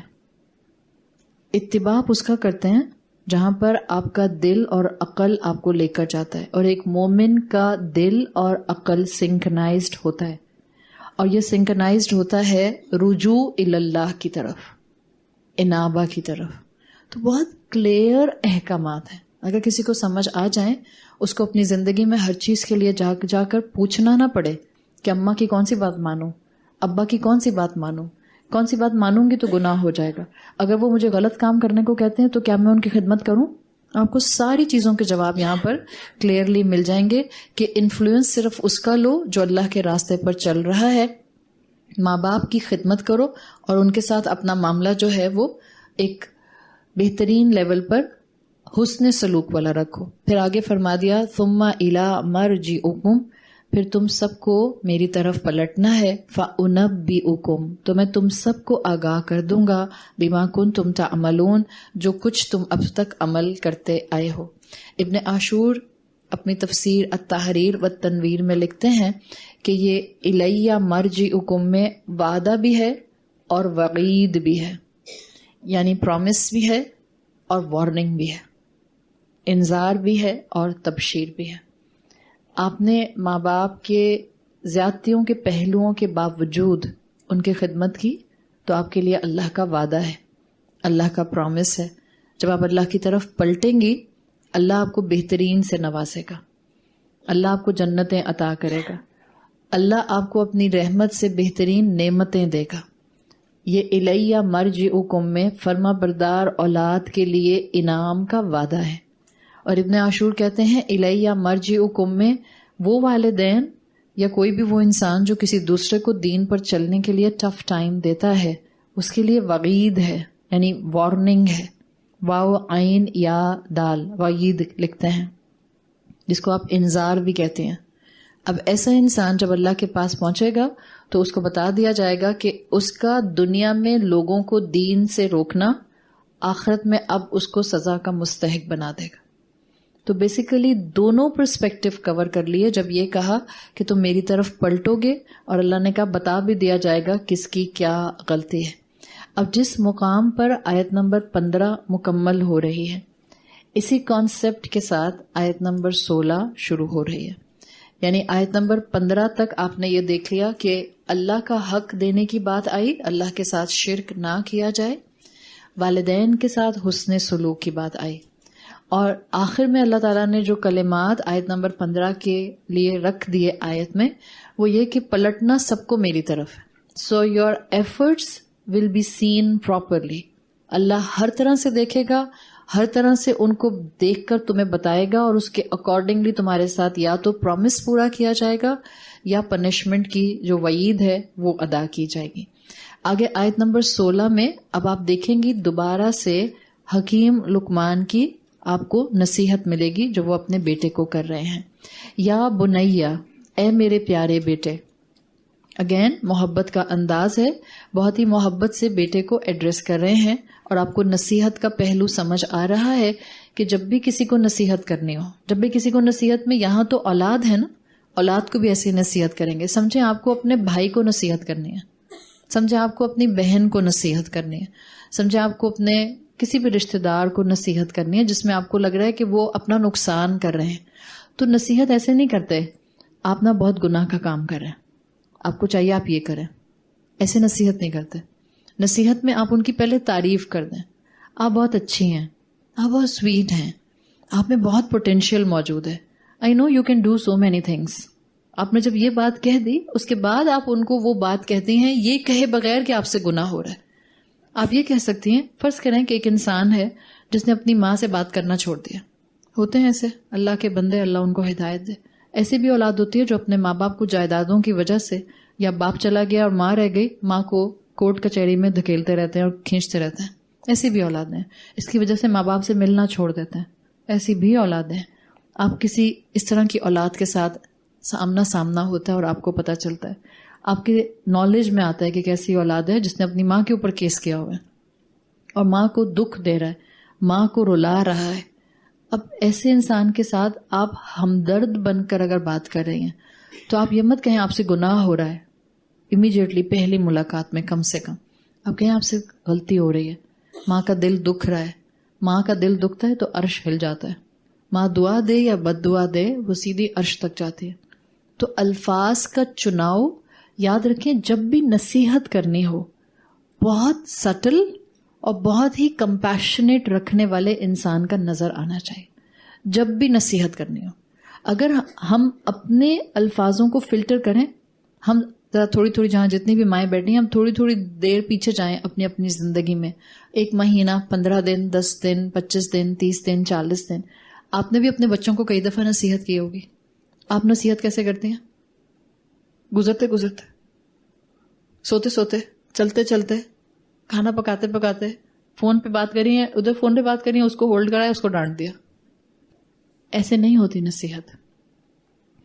نصیحت میں آپ کو اپنی فل اٹینشن دینی ہوتی ہے جب آپ نصیحت کرتے ہیں. تو یہ اگین آپ کو وہی کانسیپٹ یہاں پر آیت نمبر 16 میں مل رہا ہے حکیم لقمان کا. جب بھی تو حکمت والے تھے، جب بھی تو اللہ تعالیٰ نے ان کے اندر بہترین شخصیت کی گہرائی میں دانائی کے پہلو رکھ دیے تھے. سوچ سمجھ کر بولا کرتے تھے. جہاں جس وقت جس کو جتنی بات کرنی ہے اتنی بات کیا کرتے تھے. یا بنیا انہا ان تکو مثقال حبۃ من خردل فتکن فی صخرۃ او فی السماوات او فی الارض یأتی بها اللہ ان اللہ لطیف خبیر. اے میرے پیارے بیٹے، انہا، آپ میں سے جو یہاں گرامر کے اسٹوڈنٹس بیٹھے ہیں ان کو ہو سکتا ہے ذہن میں سوال آئے، یہ جو ہا آیا ہے نا یہاں پہ، یہ پروناؤن ہے عربی زبان کا جس کو ضمیر کہتے ہیں. آپ کو اردو انگریزی کی گرامر سے بھی اتنا تو پتہ ہے، ہو سکتا ہے آپ کو اردو انگریزی کی گرامر سے چڑ آتی ہو، بٹ اتنا تو پتا ہوگا نا کہ پروناؤنز ہوتے ہیں، ہی، شی، دے آتے ہیں. عربی زبان میں بھی اصول یہی ہے کہ پروناؤن اس وقت آتا ہے جب اس کا اسم آ گیا ہوتا ہے. کیا اس آیت کا ڈائریکٹ پچھلی آیت سے کوئی کنٹینیوشن ہے؟ وہ تو اللہ کی بات تھی، یہاں حکیم لقمان کی بات آ رہی ہے. تو یہ جو انہا میں ہا کا پروناؤن ہے اس کو کہتے ہیں ضمیر قصہ. ضمیر قصہ کا مطلب ہوگا کہ یہ ایسی ضمیر ہے جس کا پیچھے اسم نہیں آیا. انہا میں جو ہا آیا ہے یہ ہر طرح کی نیکی اور بدی کے اعمال کے لیے آیا ہے. صحیح؟ تو حکیم لقمان اپنے بیٹے کو، کیونکہ انہوں نے پہلی بات کی تھی شرک کی، اور شرک ایک ایسا عمل ہے جو کبھی چھپا ہوتا ہے کبھی آبویس ہوتا ہے. تو اب حکیم لقمان اپنے بیٹے کو بہت لاجک کے ساتھ ایک بات بتانا چاہ رہے ہیں، ایک امیج دے رہے ہیں اور امیجری سے بات سمجھانا چاہ رہے ہیں. یعنی اس کا مطلب ہے کہ جب کسی کو بات سمجھانی ہو تو نمبر 1 اچھا وقت ہونا چاہیے آپ کے پاس بات کرنے کا، کنسائز الفاظ ہونے چاہیے، پریسائز گفتگو ہونی چاہیے، اور بہتر ہے مثال دے کر سمجھائیں. جیسے یہ ہو گیا تو یہ ہوگا، یہ ہو گیا تو یہ ہوگا. تو یہاں بھی ایک امیجری انہوں نے دی. انہوں نے کہا کہ اگر رائی کے دانے کے برابر ایک ذرہ ہو، آپ سمجھ لیں وہ کہہ رہے ہیں کہ اگر ایک گرین ہو اور وہ ایک بہت بڑی چٹان میں، خردل کہتے ہیں it's a huge size boulder. جیسے چٹان بھی ایسی چٹان نہیں جو آپ کو سی ویو کے اوپر نظر آتی ہیں، وہ چھوٹی چھوٹی چٹانیں جن کو انہوں نے زمین کو ریکلیم کرنے کے لیے ڈالا ہوا ہے، وہ بھی نہیں. خردل کہتے ہیں ایسی چٹان جو کہ شاید کمرے کے سائز کی چٹان ہو، اتنی بڑی ہو. ناٹ اے ماؤنٹین، خردل وہ بولڈر ہے لیکن ہیوج سائز کا ہے. تو حکیم لقمان کہہ رہے ہیں کہ اچھا ایک امیجری ذرا تم تھوڑا سا امیجن کرو کہ ایک چھوٹا سا مسٹرڈ گرین ہے، مسٹرڈ سیڈ ہے. وہ مسٹرڈ سیڈ ایک بولڈر کے اندر ہے. اب وہ بولڈر اتنا بڑا ہے، اس میں ایک چھوٹا سا مسٹرڈ سیڈ ہے، اور کہہ رہے ہیں کہ وہ بولڈر جو ہے وہ یا تو آسمانوں میں ہے، السما کہا یا السماوات کہا، السماوات، یا تو وہ 7 آسمانوں میں سے کہیں بولڈر موجود ہے یا وہ زمین میں کہیں موجود ہے. اگر وہ رائی کا دانہ اس بولڈر میں موجود ہو تو کہنا چاہ رہے ہیں کہ اتنا چھپا ہوا عمل بھی اللہ اچھی طرح جانتا ہے اور نکال کر باہر لے آتا ہے. آپ امیجن کریں، امیجری بہت اسٹرانگ ہے، اس لیے کہ بولڈر جس کا یہی نہیں پتا کہ زمین میں یا آسمان میں. ہم اپنے علم کی محدودیت سمجھ سکتے ہیں اور اللہ کے علم کی وسعت سمجھ سکتے ہیں. بیسیکلی اس آیت میں آپ کو اللہ کی صفات پرومیننٹ ہوتے ہوئے نظر آتی ہیں. سائملٹینیسلی اس آیت میں ایمان بالآخرہ مضبوط کیا گیا ہے اور حکیم لقمان نے اپنے بیٹے کے دنیا کے عمل کو، دنیا کے گناہوں کو آخرت کے ساتھ ریلیٹ کیا کہ تمہیں کیا لگتا ہے کہ اللہ تمہیں ایسے ہی چھوڑ دے گا؟ اللہ تم سے غافل رہ جائے گا؟ اللہ کو پتہ نہیں چلے گا تم سے گناہ ہوا ہے؟ حضرت علی رضی اللہ عنہ کا قول آتا ہے جس کا مفہوم آتا ہے کہ وہ کہتے تھے کہ اگر گناہ کرنا ہے تو کسی ایسی جگہ جا کر گناہ کرو جہاں تمہیں اللہ نہ دیکھ سکے. ہے کوئی ایسی جگہ جہاں ہمیں اللہ نہ دیکھ سکے؟ ناؤ جسٹ امیجن تھوڑی دیر کے لیے اللہ کی قدرت. جسٹ امیجن اللہ کی قدرت. ہم بعض اوقات بہت سے ایسے کام کر رہے ہوتے ہیں جس میں ہمیں لگتا ہے کسی نے بھی نہیں دیکھا، کسی نے بھی نہیں سنا، کسی کو بھی محسوس نہیں ہوا. یہ جو موبائل فونز ہاتھوں میں ہے نا سب کے، بعض اوقات یا آپ سے نہ چاہتے ہوئے بھی، آپ کی کوئی انٹینشن نہیں تھی، آپ کا کوئی ارادہ نہیں تھا، آپ شاید کچھ اور سرف کرنے بیٹھی تھیں، آپ شاید کچھ اور سکرول کر رہی تھیں، سکرول کرتے کرتے آپ کے سامنے کوئی ایک چیز آئی، اور ایک دفعہ وہ چیز آئی، آپ نے اگر چند سیکنڈ بھی اس پر زیادہ لگا دیے، آلدو جس وقت آئی تھی آپ کے سامنے آپ کو اسی وقت محسوس ہوا تھا this is not right to see with my eyes. اور آج کل ایسی چیزیں بے تحاشا آتی ہیں. یوٹیوب نے اپنی پالیسیز چینج کر دی ہیں. ایون وہ لوگ بھی جو یہاں ماشاءاللہ بیٹھے ہیں جو کہ ریلیجس پرسپیکٹو میں صرف یوٹیوب کھولتے ہوں گے، جو صرف لیکچرز کے لیے کھولتے ہیں، وہ سارے چینلز جنہوں نے اپنی مانیٹائزیشن آن نہیں کی ہوئی تھی، انکلوڈنگ آر چینل، جنہوں نے اپنی مانیٹائزیشن آن نہیں کی تھی کہ ہم نے یہاں سے پیسے نہیں کمانے ہیں، ہم نے اس کو فی سبیل اللہ بنایا. یوٹیوب نے ان کو ایک سرٹن سبسکرائبرز کے بعد اپنی مانیٹائزیشن آن کر دیا، اور اپنی مانیٹائزیشن آن کرنے کے بعد اب ادھر قرآن کی تلاوت چل رہی ہوتی ہے، بیچ میں ایک دم سے آپ کو ایک بہت ہی پیتھیٹک قسم کا ایڈ سننے کو مل جاتا ہے، یا میوزک آ جاتا ہے، یا کسی مووی کا سین آ جاتا ہے. اس وقت آپ صرف انا للہ و انا الیہ راجعون کہہ سکتے ہیں. اتنا ولنریبل ہے انسان اپنی آنکھوں کی حفاظت کے پوائنٹ آف ویو سے، اتنا ولنریبل ہے. ہر ایک کو پتا ہے، ہر ایک کو پتا ہے کہ میری آنکھوں نے کیا دیکھنا ہے اور میری آنکھوں نے کیا نہیں دیکھنا ہے. لیکن وہ جو چند لمحے زیادہ ہم نے کسی ویڈیو پر، چاہے کسی ایڈ پر، ہم کرنا چاہتے تو اسکپ ایڈ کر سکتے تھے، لیکن ہم نے کہا چلو دیکھتے ہیں آگے کیا ہو رہا ہے. جسٹ چند لمحے آپ نے کہا میرے ہاتھ میں ہی تو موبائل ہے، کس کو پتا چلے گا؟ کوئی بھی نہیں دیکھے گا. اللہ اس کو بھی نوٹ ڈاؤن کر لیتا ہے، اللہ اس کو بھی لکھ لیتا ہے. کبھی کبھی آپ کسی محفل میں ہوتے ہیں، کوئی خاتون آپ کو نظر آتی ہیں، آ کر آپ کو سلام کرتی ہیں، آپ کسی گیدرنگ میں ہیں، آپ کو ان کا حال ہولیا سمجھ نہیں آیا تو آپ کو خاتون سمجھ نہیں آئی، اور آپ نے جو ان کو ایک حقارت کی نظر سے دیکھا، اللہ نہ کرے اس حقارت کی نظر کو شاید ان خاتون نے محسوس نہیں کیا. کس نے لکھ لیا اور کس نے دیکھ لیا؟ اللہ رب العزت نے. ایک رائی کے دانے، ذرہ عرب استعمال کیا کرتے تھے، ہم تو اس کو رائی کا دانہ بولتے ہیں نا، جس کو آپ گرین بول رہی ہیں، ایک ویٹ گرین کہہ دیں یا مسٹرڈ گرین کہہ دیں. عرب ذرہ کا لفظ استعمال کیا کرتے تھے for the egg of the ant, چونٹی کے انڈوں کے لیے. کبھی دیکھیں چونٹی کے انڈے؟ نیکڈ آئی سے نظر نہیں آتے ہیں، صحیح؟ اس کے لیے عرب ذرہ کا لفظ استعمال کیا کرتے تھے، جو یہاں پر بھی آیا ہے، مثقال حبہ من خردل، وہ سورۃ زلزال میں آتا ہے ذرہ کا لفظ. یہ حبہ کا لفظ ذرہ اور حبہ عرب استعمال کیا کرتے تھے چونٹی کے انڈوں کے لیے جو نظر نہیں آتا ہے. اس کو حکیم لقمان اپنے بیٹے کو سمجھانے کے لیے امیجری دے رہے ہیں. ایک چٹان، رینڈم چٹان، پتہ نہیں کون سے والے آسمان میں ہے، رینڈم چٹان پتہ نہیں زمین میں کہاں پر ہے. لیٹ سے اگر تمہیں مل بھی جائے، تب آپ اس چٹان کے اندر سے جو بولڈر کمرے کے سائز کا خردل ہے، آپ اس میں سے مسٹرڈ سیڈ نکال سکتے ہیں.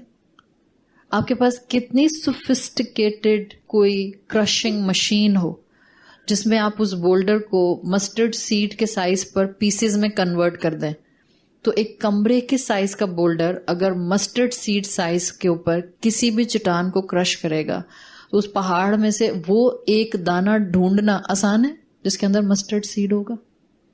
بالکل بھی نہیں. اللہ کے علم کی پریسیژن ہے، اللہ اس کو بھی نکال کر لے آئے گا. تو میرے دل کی گہرائیوں میں بھی کہیں شرک آیا نا، میرے رب کو معلوم ہوگا.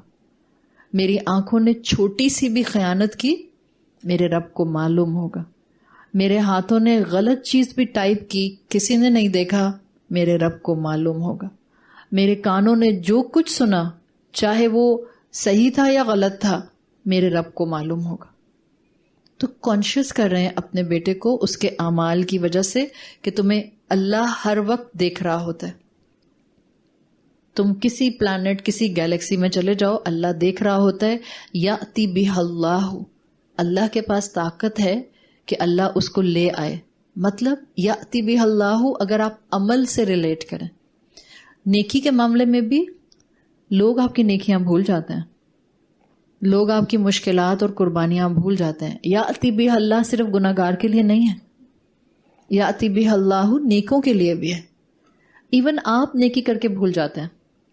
اگر آپ ایسی ہیں بہت خوش قسمت ہیں کہ آپ نیکی کر کے بھول جاتے ہیں. بچپن میں محاورہ پڑھتے تھے، نیکی کرو ڈال ہی نہ دیں ہم کہیں دریا میں. ہم تو فریم کرا کے دیوار پر سامنے لگا لیں. ہم کہتے ہیں وہ نیکی وہ بھی میں نے کی. یاد رکھنی چاہیے، اور صرف یاد رکھنی چاہیے بلکہ سب کو بتانا بھی چاہیے کہ میں نے نیکی کی ہے. جب بھی اپنے چیکس کی بڑی بڑی تصویریں ہم نیوز پیپرز کے اندر لگا رہے ہوتے ہیں، وہ چیک لینے والا اور دینے والا دونوں کیمرے کو دیکھ رہے ہیں. حالات یہ ہیں. نیکی کر دریا میں ڈال والا تو کوئی سین نظر نہیں آ رہا ہے. یہاں نیکوں کو بھی اللہ نے بہت انسینٹیو دیا ہے. آپ نیکی کر کے بھول جائیں گی، اللہ کو یاد رہے گا. وہ نیکی کہیں بھی چھپی ہوگی، جوپیٹر میں بھی چھپی ہوگی نا، جا کے بولڈر وہاں چلا گیا تب بھی اللہ اس کو وہاں سے نکال کے آپ کو آپ کی نیکی کے اوپر انعام دے گا. رسول اللہ صلی اللہ علیہ وسلم کی حدیث کا مفہوم آتا ہے کہ قیامت کے دن ایک انسان کو اللہ کے سامنے حساب کتاب کے لیے پریزنٹ کیا جائے گا. وہ انسان ڈر رہا ہوگا. ہم تو امیجن نہیں کر سکتے روز محشر کو. سوچیں کہ ہماری بک آف ڈیڈ اللہ کے ہاتھ میں. ابھی سوچیں، چاہے ہم یہاں 15 دن سے آ رہے ہیں، آج 15واں دن ہے الحمدللہ، چاہے ہم یہاں 15 دن سے آ رہے ہیں، پھر بھی کیا ہم چاہیں گے کہ میری اعمال کی کتاب اللہ کھول کر بیٹھ جائے؟ کوئی بھی ہم میں سے نہیں چاہے گا، کوئی نہیں چاہے گا. کوئی ایسا بہادر نہیں ہے جو کہے ہاں اللہ کھول کے بیٹھ جائے، 15 دن سے میں رمضان کی کلاسز میں جا رہی ہوں. ہم کہیں گے نہیں اللہ مجھے ان لوگوں میں شامل کر دے جن کو بغیر حساب کتاب کے جنت میں داخل کیا جائے گا. ایک بندہ آئے گا جو شدید ڈر رہا ہوگا، اور کہا جاتا ہے، حدیث میں آتا ہے، اس کو اپنے گناہ یاد آ رہے ہوں گے. اس کو ہو رہا ہوگا کہ بس ابھی میری کسی گناہ کو سن کر اس کو اناؤنس کر کے مجھے جہنم میں ڈال دیا جائے گا، جہنم میرے لیے لکھا دی جائے گی. تو اللہ تعالیٰ کا وہاں سے ندا آئے گی اور اسے کہا جائے گا کیا تم نے یہ نیکی کی تھی؟ تو وہ فوراً ڈرتے ڈرتے کہے گا جی میں نے یہ نیکی کی تھی. پھر اللہ تعالیٰ کہے گا جاؤ میں نے تمہاری اس نیکی کے بدلے تمہیں بخش دیا. اب یہ شخص کیا کرے گا؟ کہے گا اللہ وہ میں نے ایک اور نیکی بھی کی تھی. وہ اس پیج پر ہوگی جیسے ہم بولیں اپنی زبان میں. حدیث میں الفاظ نہیں ہے مگر حدیث میں آتا ہے کہ اللہ کا بندہ اللہ کو یاد کرائے گا، اس کو پھر یاد آئے گا وہ میں نے وہ نیکی بھی کی تھی. اللہ کہے گا اس پر بھی تم کو بخش دیا. پھر وہ کہے گا میں نے وہ نیکی بھی کی تھی. اللہ کہے گا میں نے تمہیں بخش دیا. تو بعض اوقات ہم اپنی نیکیاں کر کے بھول جاتے ہیں، اللہ یاد کرائے گا، اللہ لے کر آئے گا. دونوں کو یہاں پر انسینٹیو دیا گیا ہے. آخرت دونوں کے لیے کچھ نہ کچھ لے کر آئے گی. مومن کے لیے خیر لے کر آئے گی، گناہ گاروں کے لیے سزائیں لے کر آئے گی. یاتی بہ اللہ، اللہ سے کوئی چیز ہڈن نہیں ہے. وہ ذرہ، وہ مسٹرڈ سیڈ جو ان نون ہے، وہ بولڈر، وہ چٹان، وہ خردل جو ان نون ہے، اللہ اس ان نون میں سے بھی نون چیز کو نکال سکتا ہے. جب اللہ یہ کر سکتا ہے تو اس لیے اللہ کی صفت آئی ہے ان اللہ لطیف خبیر، اللہ بہت باریک بین اور خبر رکھنے والا ہے. آپ قرآن میں پڑھتے ہیں، قرآن میں آتا ہے فَإِنَّهُ يَعْلَمُ السِّرَّ وَأَخْفَى، وہ صرف میرے راز نہیں جانتا، وہ بھی جانتا ہے جو شاید میں بھی نہیں جانتی. اس میں بھی پازیٹیو نوشن رکھیں. ایک بعض اوقات ہمیں لگ رہا ہوتا ہے یہ والی نیکی میں نہیں کر سکتی، بہت ہائی گریڈ کی ہے، یہ والا کام میں نہیں کر سکتی، اتنی متقی انسان نہیں ہوں. اللہ کیا کہہ رہا ہے؟ یہ دونوں کیپیسٹی میں کام کرتا ہے. یہ شر کے اینگل سے بھی سمجھنا ہے اور خیر کے اینگل سے بھی سمجھنا ہے. جہاں میں گناہ کرنے لگوں وہاں میں اپنے آپ کو بتا دوں کہ اللہ میری ڈیٹیلز جانتا ہے، وہ میرے گناہ کے راز بھی جانتا ہے، اور شاید میں جو دماغ میں اپنے گناہ کی پلاننگ کر رہی ہوتی ہوں وہ بھی جانتا ہے، سب کچھ جانتا ہے. اماں کو نہیں پتہ چل رہا میں کیا پلاننگ اور کیا کھچڑی پکا رہی ہوں. نعوذ باللہ، اللہ تعالیٰ سب کو محفوظ رکھے.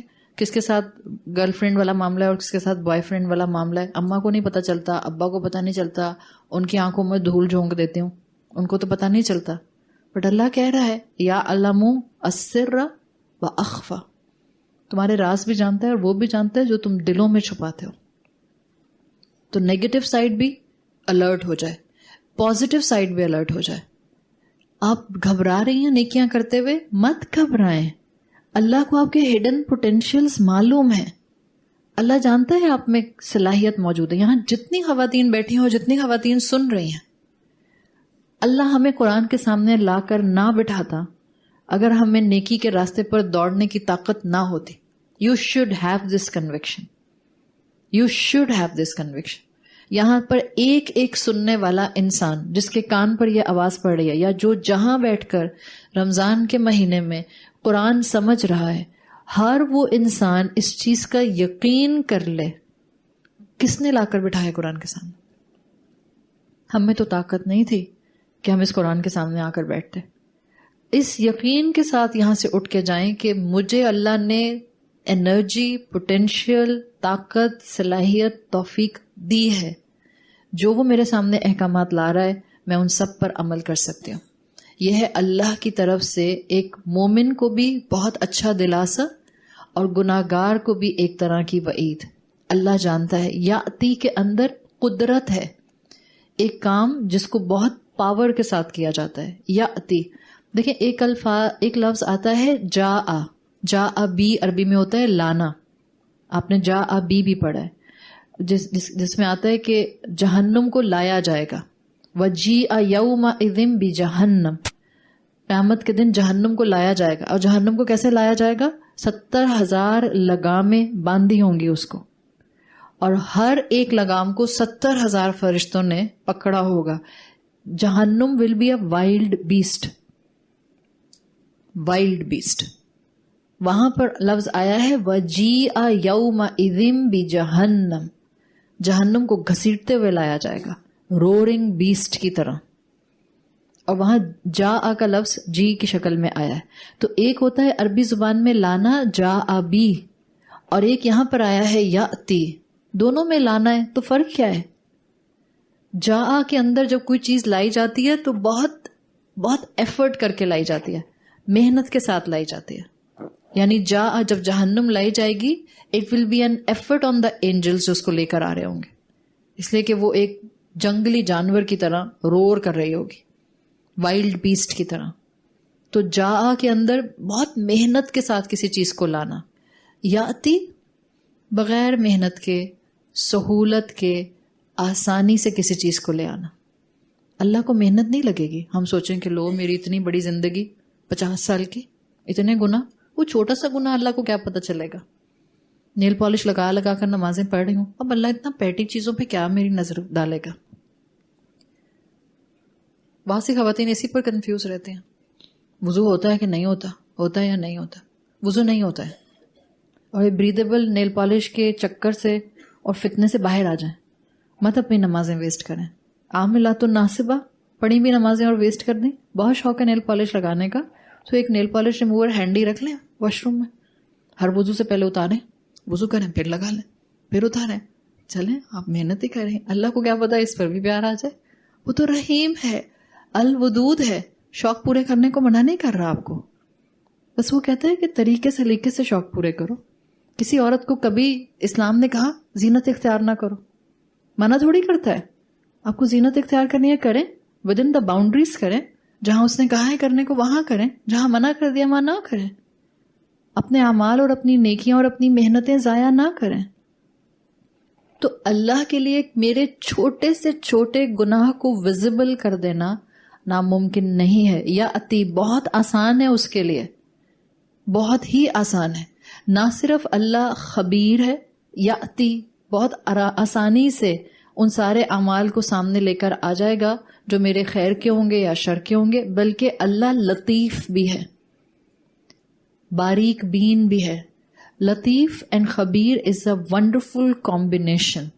اللہ کی صفات اور اللہ کے ایک ناموں کے ڈسکرپشن کے حوالے سے, یعنی اللہ کے پاس پاور ہے کہ اللہ ہر چیز کو جانتا ہے, باخبر ہے, پلس اللہ کے پاس پریسیژن ہے. اللہ اس پاور کو پریسائزلی استعمال کرتا ہے. اگر پاور پریسائزلی استعمال نہ ہو تو پاور پوائنٹ لیس ہے. کبھی سنا ہے یہ تھیوری پڑھی ہے؟ اگر پاور کو پریسائزلی استعمال نہ کیا جائے دین پاور از پوائنٹ لیس. میں آپ کو بتاتی ہوں. انسان کے پاس نا بہت لمیٹیشن ہے. ایک باڈی بلڈر ہے اور ٹاپ کلاس باڈی بلڈر ہے. اب باڈی بلڈر دیکھیں ان کے ہاتھ بھی بڑے بڑے ہو جاتے ہیں بیکاز وہ مسکولر ہوتے ہیں نا بہت زیادہ. باڈی بلڈر ہر کام نہیں کر سکتا ہے. آپ باڈی بلڈر سے کہیں کہ آپ نے گولف کھیلنے ہیں, اب وہ جو اس کا پاٹ ہے وہ کچھ شاید انچز دور ہوگا یا ہو سکتا ہے وہ کچھ یارڈز دور ہو. باڈی بلڈر شاٹ لگائے گا تو وہ فیٹس اپارٹ, فیٹ وہاں دور تک جا کے گرے گی. آپ نے ایک باڈی بلڈر سے کہا ٹوتھ پک پکڑا کے اس کو نا ہلکا سا دبائیں. آپ نے کہا ہلکا سا دبائیں. آپ نے یہ نہیں کہا تھا اس کو سمیش کر دیں. اس نے کیا کیا؟ وہ چاہ نہیں رہا تھا وہ سمیش ہو جائے. دس از ہیومن لمیٹیشن. آپ باڈی بلڈر سے کہیں یہ پتلی سی نازک سی ٹوتھ پک ہے, اس کو ہلکا سا پریس کریں بس بینڈ ہو جائے. اس نے وہ پکڑ کے اپنی طاقت, تو کیا ہے طاقت ہے, پریسیژن نہیں ہے. طاقت ہے, اس طاقت پہ کنٹرول نہیں ہے. یہ انسان ہے. موسیٰ علیہ السلام کا قصہ یاد ہے؟ طاقت تھی موسیٰ علیہ السلام کے پاس. موسیٰ علیہ السلام ایجپٹ میں تھے اور موسیٰ علیہ السلام مسکولر باڈی تھی موسیٰ علیہ السلام کی, handsome person, tall and handsome. موسیٰ علیہ السلام کے اندر پاور تھی. ایک پنچ مارا تھا قبطی کو, مارنا تھوڑی تھا اس کو, مرڈر تھوڑی کرنا تھا. پاور تھی, وہ پاور سے لگا ایسا کہ اس قبطی کا انتقال ہو گیا. تو انسان کے پاس پاور ہوتی ہے, انسان اس کو پریسیژن سے استعمال نہیں کر سکتا. انسان اس کو طریقے سلیقے سے استعمال نہیں کر سکتا. اللہ کے پاس ایسی پاور ہے جو وہ پریسائزلی استعمال کرتا ہے. اس کا مطلب ہے آپ کو یقین دلایا جا رہا ہے اگر آپ نیکیاں کر رہی ہیں اور کوئی اپریشیٹ نہیں کر رہا, کوئی آپ کو بک اپ نہیں کر رہا, کوئی آپ کو انکریج نہیں کر رہا, گھر میں کوئی آپ کی سپورٹ نہیں بن رہا, اللہ لطیف اور خبیر ہے. وہ جانتا ہے کہ آپ نے کب کہاں اس کی خاطر محنت کی, چاہے وہ محنت آنسو بہانے کی تھی جو آپ نے جائے نماز پر بیٹھ کے دعا مانگتے ہوئے اس سے ہمت مانگنے کے لیے اس کی محبت میں بہائے. وہ جانتا ہے. وہ لطیف اور خبیر ہے. وہ ہر چیز کو لے کر آئے گا, آپ کو بہترین اجر دے گا. آپ لوگوں کو معاف کر رہی ہیں although کہ انہوں نے آپ کے ساتھ ظلم کیا تھا. وہ جنہوں نے آپ کے حق مارے تھے وہ حق مار کر بھی اتنے نارمل ہیں جیسے کچھ ہوا ہی نہیں, اور آپ نے دل بڑا کر کے اللہ رب العزت کی خاطر ان سے ملنا ملانا بھی بند نہیں کیا, سلام دعا بھی ختم نہیں کی, اور آپ جب ان کو دیکھتی ہیں خوش اخلاقی سے ملتی ہیں. آپ کے دل میں ہو سکتا ہے کبھی نہ کبھی انسان ہونے کے ناطے تکلیف آتی ہو, وہ نہیں پہچان رہے, it's okay, just ignore them. کون جانتا ہے وہ جو آپ کو بے تحاشا اجر دے سکتا ہے, وہ جو قدر دان ہے, وہ آپ کی چھوٹی سی چھوٹی محنت کو جانتا ہے. جہاں گناہ کا خیال آئے وہاں نیکیوں کا خیال بھی رکھیں. کتنی محنت سے آپ نے چھوٹے بچوں کے ہونے کے باوجود نمازیں اور قرآن پڑھنے کی کوشش کی, وہ جانتا ہے. کتنی محنت کر کے آپ نے اپنے گھر میں بزرگوں کی خدمت کی, چاہے وہ آپ کو کتنا انوائے کرتے تھے, وہ جانتا ہے. کتنا دل بڑا کر کے آپ بھی شوہر کو ترکی ب ترکی جواب دے سکتی تھیں, آپ نے خود کو ہولڈ کر کے رکھا, وہ جانتا ہے. کتنا کوئی آپ کا حق مارتا ہے اور آپ پھر بھی خاموش رہتے ہیں, وہ جانتا ہے. وہ لطیف ہے اور خبیر ہے. تو آخرت کا کانسیپٹ بہترین طریقے سے حکیم لقمان نے اپنے بیٹے کو ایک انالوجی کے تھرو, ایک امیجری کے تھرو سکھانے کی کوشش کی ہے. انشاءاللہ ابھی تو ٹائم نہیں ہے, لیکن اگلی کلاس میں آپ کو اس آیت کا ایک ٹاپک انشاءاللہ منڈے کو, انشاءاللہ کل تو آف ہے آپ کا, منڈے کو انشاءاللہ ایک ٹاپک میں ضرور کور کروں گی, اور وہ اس آیت کے تھرو اسکالرز نے جس طرح سے بتایا ہے اس میں وہ بتاتے ہیں کہ اس آیت میں ریشنل موجود ہے. آخرت کیوں ضروری ہے. آپ نے سنا ہوگا نا، اردو کا ایک بہت فیمس فریز ہے، قیامت خود بتائے گی کہ قیامت کیوں ضروری تھی. انشاءاللہ اس ٹاپک کے اوپر بس یہ اس آیت کا ایک آخری پوائنٹ رہ گیا ہے، پھر ہم آگے بڑھیں گے منڈے کو انشاءاللہ. لیکن آخرت کیوں ضروری ہے، it's a very logical aspect جو اس آیت کے اندر مینشن کیا گیا ہے. اس پر انشاءاللہ منڈے کو بات کریں گے. اللہ سے دعا کرتے ہیں کہ اللہ تعالی ہمیں اولاد کے حوالے سے، جو ہم ماں باپ کے ساتھ اولاد کی کیپیسٹی میں ہیں، بر الوالدین اڈاپٹ کرنے کی توفیق عطا فرمائے. اگر والدین اللہ آپ کے پاس آ چکے ہیں، اللہ ان کی بہترین مغفرت فرمائیے، ان کی بہترین مہمان نوازی فرمائیے، اور ہمیں ان کا بہترین صدقہ جاریہ بنا دے. اللہ ہمیں اپنی اولادوں کو محبتوں کے ساتھ آپ کی اور رسول اللہ کی محبتیں سکھانے والے والدین میں شامل فرما لے. اللہ ہماری اولادوں کو، ان کے فریش بلڈ کو، ان کی جوانی کی طاقتوں کو عبادت اور اسلام کے لیے قبول فرما لے. اللہ ان کو فتنوں سے محفوظ رکھ، اللہ ان کو آزمائشوں سے محفوظ رکھ. اللہ ان کو آگے گھرانے اور اسپاؤسز ایسے عطا کر جو ان کے ایمان میں ان کو آگے بڑھانے میں مددگار ہوں، ان کے گناہوں میں، ان کی کمزوریوں میں ان کے ساتھی نہ بنے.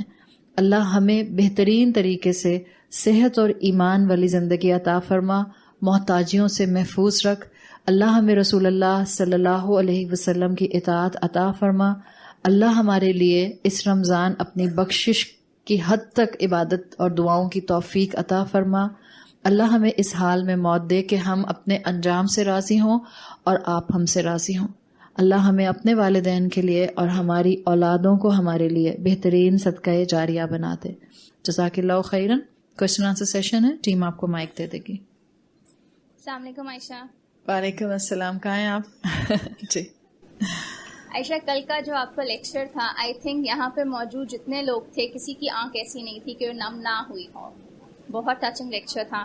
مجھے خیال آ رہا تھا کہ ماں باپ نے ہمیں پالا پوسا ہر چیز کی ابھی تک، تو ماں باپ سے محبت زیادہ تو اللہ ہم سے کرتا ہے. تو ہم جب اللہ کا ذکر کرتے ہیں تو ہماری آنکھیں ایسے نم کیوں نہیں ہوئی جو ہمارے اپنے ماں باپ کا سوچ کے ہماری آنکھیں نم ہوئی؟ اچھا، ان کا سوال ہے کہ کل کے لیکچر پر زیادہ تر لوگوں کی آنکھیں نم ہو گئی تھیں اس لیے کہ والدین کی بات آ رہی تھی، اور اللہ کا ذکر سن کر اس طرح سے ہماری آنکھیں نم کیوں نہیں ہوتی ہیں. اصل میں ماں باپ کے اینگل سے جو ہمیں اپنی کمزوریاں تھیں نا، وہ بہت کلیئرلی نظر آئی تھیں. جس کی بھی آنکھ میں آنسو آئے ہوں گے اس نے اپنی کمی کو محسوس کرتے ہوئے آنکھ سے آنسو بہایا ہے. بعض اوقات ہم، یہ حقیقت ہے کہ اللہ کے رائٹس کو ادا کرنے میں بہت زیادہ کیئرفل نہیں ہوتے ہیں، لیکن یہ آپ اپنے اوپر ایک کمپلشن دیکھ لیجئے گا. اگر آپ قرآن کی کلاسز سے جڑی رہیں گی اور آپ اس طرح سے یہ کلاسز جس کے اندر آپ فیس ٹو فیس استاد کے سامنے آ کر بیٹھ جاتے ہیں، اور ایک ماحول ہوتا ہے جہاں ہم اپنے ساتھ اور بہت سی خواتین کو دیکھتے ہیں، ایک وقت آتا ہے پھر انسان کا اپنی آنکھوں پر عام حالات میں بھی، عام گفتگو پر بھی آنسوؤں پر کنٹرول کرنا مشکل ہو جاتا ہے. جیسے صرف ماں باپ کا معاملہ نہیں، آپ رسول اللہ صلی اللہ علیہ وسلم کی زندگی کے بارے میں بات کرنا شروع کریں، آپ ان کی سختیوں کے بارے میں جو انہوں نے برداشت کی اس کے بارے میں گفتگو کریں، آپ صحابہ کی زندگیوں کی سختی کو پڑھنا شروع کریں اور سننا شروع کریں، آپ کی آنکھ سے آنسو ضرور آتے ہیں. قرآن کے سامنے بیٹھنا انسان کے دل کو نرم کرتا ہے.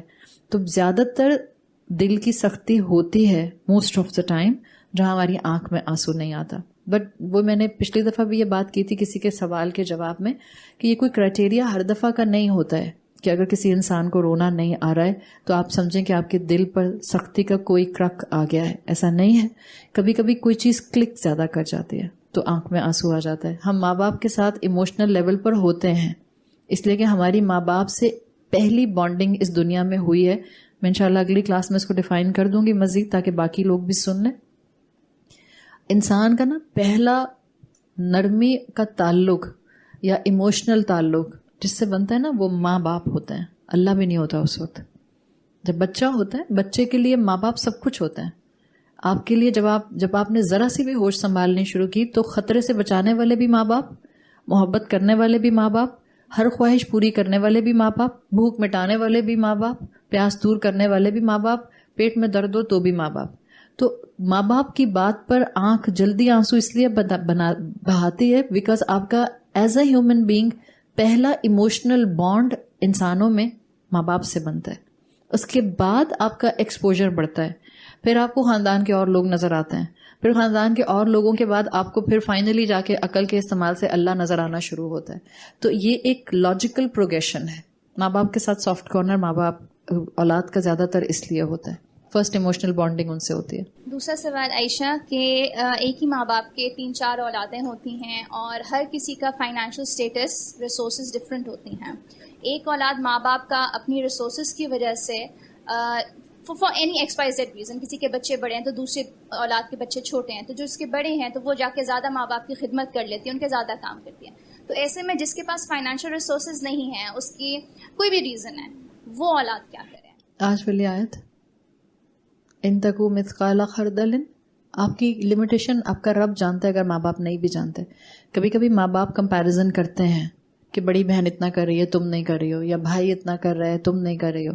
آپ کی بھی لمیٹیشن ہے نا، تو آپ کی لمیٹیشن جہاں آئے گی وہاں ماں باپ آپ کو اس طرح نہیں سمجھ سکتے جیسے لطیف اور خبیر سمجھ سکتا ہے. آپ کی نیت وہ جانتا ہے، آپ کرنا چاہتے ہیں پر آپ کے پاس ریسورسز نہیں ہیں. بعض اوقات بعض بیٹیاں ماں باپ کی خدمت کرنا چاہتی ہیں لیکن ان کا شوہر اجازت نہیں دے رہا ہوتا. ظاہر ہے وہاں وہ شوہر کی مان رہی ہوتی ہیں. اب وہ اپنے شوہر سے جھگڑا کر کے لڑائی کر کے اپنے گھر کا ماحول ڈسٹرب نہیں کرتی ہیں، پھر ان کو تسلی ہوتی ہے کہ اور بہن بھائی ہیں ماں باپ کے ساتھ. ایسے میں آپ کی قربانی شاید ماں باپ نہیں سمجھ پاتے کیونکہ وہ ہیومن لیول پر ہے، بٹ اللہ سمجھتا ہے. تو جب آپ نہ کر پائیں لیکن آپ کی نیت بہت زیادہ ہو تو اپنا معاملہ اللہ پر چھوڑ دیں. اور ایسے میں اگر ماں باپ کمپیریزن بھی کریں تو آپ ماں باپ سے کہیں کہ اللہ تعالیٰ جو کر رہا ہے اس کو بہترین اجر دے اور آپ میرے حق میں دعا کریں. وہاں اپنا رونا مت روئیں. لاسٹلی عائشہ، یہ جو آپ نے کہا تھا جوانی کی عبادت، احادیث سے کہیں پہ ایسا ملتا ہے کہ کس ایج بریکٹ میں فال کرتی ہے جوانی کی عبادت؟ کون سی ایج بریکٹ میں؟ مطلب اینی آئیڈیا کہ یہ جو جوانی میں عبادت کا ثواب ہے جی وہ کون سی ایج ہے؟ اچھا، شہابن کی جو عمر آتی ہے عربی زبان میں، بعض لوگوں نے غلام اور شہاب ان دونوں عمروں کو کمبائن کر کے جوانی کی عبادت میں لیا. آپ کی جو میڈیکل سائنس کے حساب سے بھی جو آپ کی پوٹینشیلز کا کلائمیکس ہوتا ہے وہ آپ کا لیٹ 40s تک ہوتا ہے. اس کے بعد آپ کا کنفرم ڈکلائن آنا شروع ہوتا ہے. جتنے بھی انبیاء اور رسول آئے ہیں اپوائنٹ ہوئے ہیں سب کو 40s میں نبوت ملی ہے. تو آپ کا جو 40 سال کی عمر ہے، the decade of a 40 year، یہ آپ کا جو ہے آپ کے سارے پوٹینشیلز کا بوم ہوتا ہے.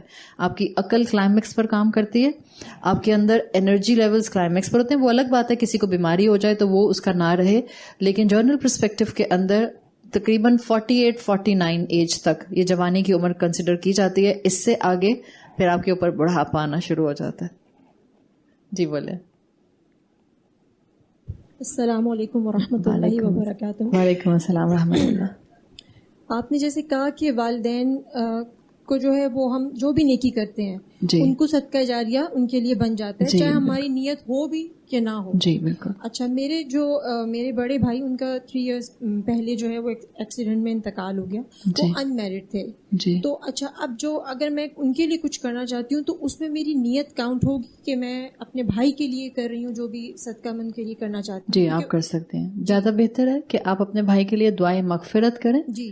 اور جو صدقہ کسی غریب کو کھانا کھلانے کا ہوتا ہے، کپڑا پہنانے کا ہوتا ہے، یا نافع علم کی کیٹیگری میں جو آتا ہے مسجد بنوا دی یا مسجد میں ایک دیوار بھی کھڑی کر دی جو آپ آسانی سے کر سکتے ہیں، کنواں کھدوا دیا، تو آپ اس طرح کی چیزیں اپنے بھائی کے لیے کر سکتے ہیں. مطلب میری نیت میں یہ ہوگا کہ میں اپنے بھائی کی طرف سے صدقہ کروں. جی بالکل. آپ کرتے ہیں. اور دوسرا یہ کہ فدیے کا ہوتا ہے کہ قرآن میں بھی آیا کہ ایک مسکین کو کھانا کھلانا. جی. کھانا 1 وقت کا یا 2 ٹائم کا؟ کس چیز کا فدیہ؟ جیسے روزوں کا کوئی 2 وقت کا.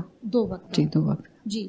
اور جو صدقہ فطر ہے وہ آپ نے بتایا کہ 1 سا یعنی 3 کلو گندم یا اندازاً 2.5-3 کلو. میں کوئی چارٹ دیکھ رہی تھی، اس میں آلریڈی جو صدقہ فطر ہے اس میں 300 روپیز تھا. تو ابھی ہم 1 کلو گندم کا حساب کر کے تو 3 سے ملٹیپلائی کر کے وہ ہمارا ایک بندے کا صدقہ فطر نکلے گا. جی. تو اس کے چارٹ کے اوپر تو ہم نہیں جا سکتے. چارٹ پرانا ہے یا لیٹسٹ ایشو؟ ابھی لیٹسٹ جو ایشو کیا ہے. تو میں وہی کنفیوز تھی کہ ابھی 1 کلو جو گندم ہے وہ 165 کچھ اس طرح کی نکلتی ہے.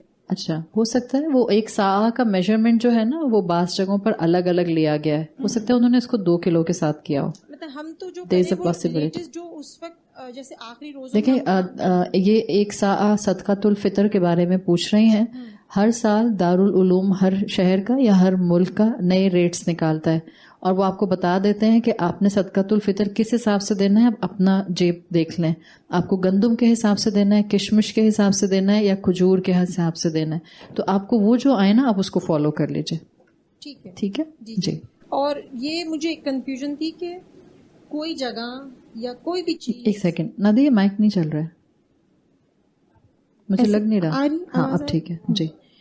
مجھے کنفیوژن یہ کہ کوئی جگہ یا کوئی بھی چیز یا کوئی بھی شخص ہم اس کے لیے کیسے کہہ سکتے ہیں کہ ہمارے لیے مبارک ہے یا اللہ نہ کرے کرس ہے. جیسے میں نے دیکھا ہے کہ کوئی ایسی پلیس ہوتی ہے جہاں پہ کاروبار شروع کیا جاتا ہے تو شروع میں بہت فائدہ ہوتا ہے اور اس کے بعد اتنا لاس ہوتا ہے کہ وہاں وہ بند کرنا پڑتا ہے, اور یہ ایک دفعہ نہیں کئی دفعہ ایسا ہوا ہے جی. اچھا, جیسے آؤل کے بارے میں کہتے ہیں یہ منحوس ہے اور اس طرح ہو رہا, ایسا کیوں کہا جاتا ہے؟ کسی شخص کے بارے میں کہتے ہیں تمہارا آنا بڑا بابرکت ہوا, میرا یہ کام رکا ہوا تھا تمہارے ہونے سے دیکھو ماشاءاللہ یہ ہو گیا. ایسا کچھ ہوتا ہے انسان کی؟ ان کا سوال ہے کہ کسی کا بابرکت ہونا یا کسی کا کرسڈ ہونا ہمیں کیسے پتہ چلے گا؟ اسلام ہمیں ان کیٹیگریز کے اندر فال نہیں کرواتا ہے. نہ اسلام ہمیں یہ کہتا ہے کہ ہم لوگوں کے اوپر اس طرح سے کسی کا قرض ہونا جو ہے وہ ڈیزائن کریں یا اس کو ازیوم کریں. یہ سپرسٹیشیس مائنڈ سیٹس ہیں, اس سے منع کیا گیا ہے. بیکاز اگر آپ نے کسی انسان کو اپنے لیے برکت کا باعث سمجھ بھی لیا تو آپ چاہیں گی کہ اب جب تک یہ انسان میرے کسی کام میں اپنا ان پٹ نہیں دے گا تو شاید میرا کام ہوگا نہیں. یہ شرک کی طرف آپ کو لے جائے گا. صحیح ہے. سو ان آئدر کیس آپ نے کسی انسان کے ساتھ اپنے خیر اور شر کو پلیس نہیں کرنا. آپ اپنی حد تک کوشش کرتے ہیں, اس کے بعد آپ کا مائنڈ سیٹ یہ ہوتا ہے کہ میرا رب اس میں چاہے گا تو خیر ڈالے گا, میرا رب چاہے گا تو برکت دے گا, اور اگر میرے لیے اس وقت اس کام میں آگے بڑھنا بہتر نہیں ہوگا تو کام نہیں ہوگا. تو نہ کاروبار کسی انسان کی وجہ سے چلتے ہیں, نہ کاروبار کسی انسان کی وجہ سے ٹھپ ہوتے ہیں, بینکرپسی آتی ہے. یہ صرف اور صرف اللہ کے ہاتھ میں رزق کا معاملہ ہے. یہ سپرسٹیشنز ہیں. الو کے لیے کہنا کہ الو بدقسمت ہے یا الو اس کی چیز کی ان لکی ہونے کی علامت ہے, یہ مسلمانوں کا مزاج نہیں ہے. نتھنگ از ان لکی. سارے رنگ, سارے جانور, سارے دن اللہ کے بنائے ہوئے ہیں. کوئی دن منحوس نہیں ہوتا, کوئی انسان منحوس نہیں ہوتا, کوئی انسان کرسڈ نہیں ہوتا ہے. یہ وہ کلچر ہے جو کہ انڈین کلچر سے مسلمانوں کے اندر سب کانٹیننٹ میں آیا ہے, جس میں نعوذ باللہ سبز قدم کہا جاتا ہے کہ یہ خاتون آئیں تو اس کے بعد خاندان میں انتقال شروع ہو گئے. دس از اسٹریٹ فارورڈ شرک. اس سے منع کیا گیا ہے. سپرسٹیشس نیچر ہے, اس سے انسان کا ایمان کمزور ہو جاتا ہے. تو ایسا مت سوچیں. ان کا سوال ہے کہ کوئی بزنس شروع کریں کسی ایک جگہ پر تو شروع میں بہت کامیابی ہوتی ہے, اس کے بعد وہ جو ہے وہ آہستہ آہستہ اس کا گراف نیچے آنے لگ جاتا ہے. دیکھیں, نمبر 1 رسک کا معاملہ ہر ایک کے ساتھ ہر وقت ایک جیسا نہیں رہتا.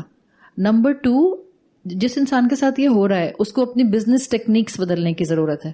جیسے جیسے دنیا آگے جا رہی ہے ہم سب آبزرو کر رہے ہیں کہ e commerce, commerce grounds, business administrations, اس کے طریقہ کار بدل رہے ہیں. اب آپ کی بزنس فلاسفیز 40 سال پرانی نہیں آپریٹ ہو سکتی ہیں. اب آپ کو نئی ٹیکنیکس اس میں انٹروڈیوس کرانی ہے. مسلمان بہت فارورڈ لکنگ ہوتا ہے. ہم یہ نہیں سوچتے ہیں کہ اگر میرا کاروبار نہیں چل رہا تو اس نے نظر لگا دی, اس نے جادو کر دیا, وہ منحوس ہے, وہ کرسڈ ہے, اس کی وجہ سے ہی ہو رہا. یہ مسلمان مومن کا مائنڈ سیٹ نہیں ہے. وہ ہمیشہ کنسٹرکٹیو سوچے گا. شاید میری اسٹریٹجیز پرانی ہو گئی ہیں, شاید مجھے نئی ٹیکنیکس انٹروڈیوس کرانے کی ضرورت ہے, شاید میں محنت کم کر رہا ہوں, شاید مجھے اپنے امپلائیز کے ساتھ بیٹھ کر تھوڑا اور پلاننگ کی ضرورت ہے. آئی نیڈ سم مشورہ. ٹھیک ہے, تو یہ اپروچ رکھیں. اگر شروع میں چلا تھا آگے بھی چلے گا. مے بی دس کاروبار نیڈ سم ریفریشمنٹ. صحیح ہے, اس کو کچھ تھوڑا سا رینیول کی ضرورت ہے. السلام علیکم. وعلیکم السلام. Sada, thank you so much for the wonderful session. How can we connect with you further if you have any more questions and need more guidance? You want to connect with me یا پھر کسی بھی استاد کے ساتھ؟ With you. Because it's like we learned a lot from only You are coming surah. from day 1? Yeah. اچھا, الحمدللہ. دیکھیں ابھی تو جب تک یہ سیشن چل رہا ہے 26 رمضان تک تو میں یہیں پر ہوں آپ کے ساتھ. ہم انشاءاللہ اناؤنس کر دیں گے, نادیہ آپ لوگوں کو بتا دیں گی. I am going to start a new session in August انشاءاللہ العلم انسٹیٹیوٹ کے اوپر. It will be an in depth study of سورہ بقرہ. It will not be from the beginning. ہم اس کو آیت نمبر 43 سے شاید شروع کریں گے, لیکن یہ کہ ان ڈیپتھ اسٹڈی ابھی بھی آپ لوگوں میں سے سب نے یہ محسوس کر لیا ہے کہ اس کو آپ جہاں سے بھی جوائن کرتے ہیں یہ آپ کو فائدہ دیتی ہے. تو آپ میں سے جتنے لوگ بھی جوائن کرنا چاہیں گے اور ہمارے پاس جتنی کیپیسٹی ہوگی ہم انشاءاللہ آپ لوگوں کو ضرور اکوموڈیٹ کریں گے. ہم یہاں فلائرز دے دیں گے اس کے. ٹھیک ہے Nadia? Thank you. You are welcome. 43 سے اس لیے شروع کریں گے کہ وہ باقی آن لائن آ رہا ہے. جی, باقی جو پرانی آیتیں ہیں وہ آن لائن سیٹ اپ میں تعمیر آن لائن انسٹیٹیوٹ کے پلیٹ فارم سے آتی رہتی ہیں, تو آپ بہت فرق پڑتا ہے. میں بالکل اگری کرتی ہوں آپ کے ساتھ. جی اچھا 3 ایئرس سے آپ کو آن لائن سن رہی ہوں میں نا. جی اسلام آباد میں تھی تب میں. اب میں فرسٹ ٹائم آپ کو فزیکلی سنا ہے, تو اس سے میرے اوپر جو افیکٹ ہوا ہے نا وہ آن لائن ویسا نہیں ہوا. بالکل ایسا ہی ہوتا ہے. جو کوسچن ہے وہ میں آپ سے پوچھ سکتی ہوں, جو کنفیوژن ہے وہ آپ بتا دیتی ہیں. بالکل. تو اس طرح میں لیکن اگر تو آپ تعمیر پروگرام میں آ گئی تو پھر کلاس کے بعد آپ ٹائم لے کر مجھ سے جب چاہیں گے انشاءاللہ بات ہو جائے گی. ٹھیک ہے, جزاک اللہ خیر. السلام علیکم. جی السلام علیکم عائشہ. بس میں یہی کہنا چاہ رہی تھی کہ ماشاءاللہ آپ جس اینگل سے, اور جیسے ابھی انہوں نے خاتون نے کہا ایکسپلین کرتی ہیں تو بہت اس کا اثر ہوتا ہے. اسپیشلی میں اب سوچ رہی تھی کہ اٹس ویری امپورٹنٹ کہ آپ قرآن کو اگر سمجھنا چاہتے ہیں تو you have to go through the grammar also. جیسے ابھی آپ نے سمجھایا کہ فعل امر آ رہا ہے, دیٹ از اللہ تعالیٰ از کمانڈنگ, اور مطلب اس کانسیپٹ میں نا اگر آپ سمجھیں نا تو it is really very inspiring. جزاک اللہ خیر. تھینک یو سو مچ. جزاک اللہ. تعمیر میں ہم گرامر بھی کرتے ہیں. جی آپ میں سے وہ لوگ جو کہ گرامر فرسٹ ٹائم کرنا چاہیں گے لیکن تھوڑی فاسٹ پیس پہ کرنا چاہیں گے, تعمیر میں گرامر بھی ہوگی انشاءاللہ. اور سلو پیس پہ کرنا ہے تو پھر تعمیر آن لائن انسٹیٹیوٹ کے پلیٹ فارم پہ آن لائن سیٹ اپ میں سلو پیس پر 6 منتھس کے لیولز ہوتے ہیں. آپ وہ پیج لائک کر سکتی ہیں جو آپ میں سے کرنا چاہے. بیچ 1 کی یہ آپ کے سامنے انچارج کھڑی ہیں, نادیہ خود ہی کرتی ہیں. بیچ 1 یہی کوآرڈینیٹر ہیں. تو انشاءاللہ ہمارا ارادہ ہے اگست سے شروع کرنے کا. جولائی میں ایڈمیشن ہوں گے. فیس بک پیج کو لائک کر لیں, تعمیر آن لائن انسٹیٹیوٹ, وہاں پر اس کی ڈیٹیل آ جائے گی. تو جو جوائن کرنا چاہے گا, ہم ہنستے کھیلتے گرامر پڑھاتے ہیں, غصہ کر کے گرامر نہیں پڑھاتے. ہم غصہ کرنا تو ہماری میتھڈالوجی میں ہے ہی نہیں. ٹھیک ہے جی. وعلیکم السلام ورحمۃ اللہ. جی عائشہ, میں نے یہ پوچھنا تھا کہ آیت نمبر 14 میں آپ نے بتایا قانونی حق باپ کا ہے اور اخلاقی. اخلاقی تو ماں کی سمجھ آتی ہے, قانونی باپ کا سمجھ نہیں آ سکا مجھے. اچھا, قانونی باپ کا ایسے کہ مثال کے طور پر اگر لیگل ایسپیکٹس آئیں گے نا, تو لیگل ایسپیکٹس میں نام کس کا لگتا ہے؟ باپ کا لگتا ہے. لیگل ایسپیکٹس میں اگر کہیں کسی جگہ وٹنس کی ضرورت ہوتی ہے تو ماں کو نہیں بلایا جاتا, باپ کو بلایا جاتا ہے. تو یہ لیگل ڈاکیومنٹیشن میں جب بات آتی ہے تو اسلام کا پرسپیکٹو بھی وہی ہے, قاضی بلائے گا تو باپ کو بلائے گا, ماں کو نہیں بلائے گا.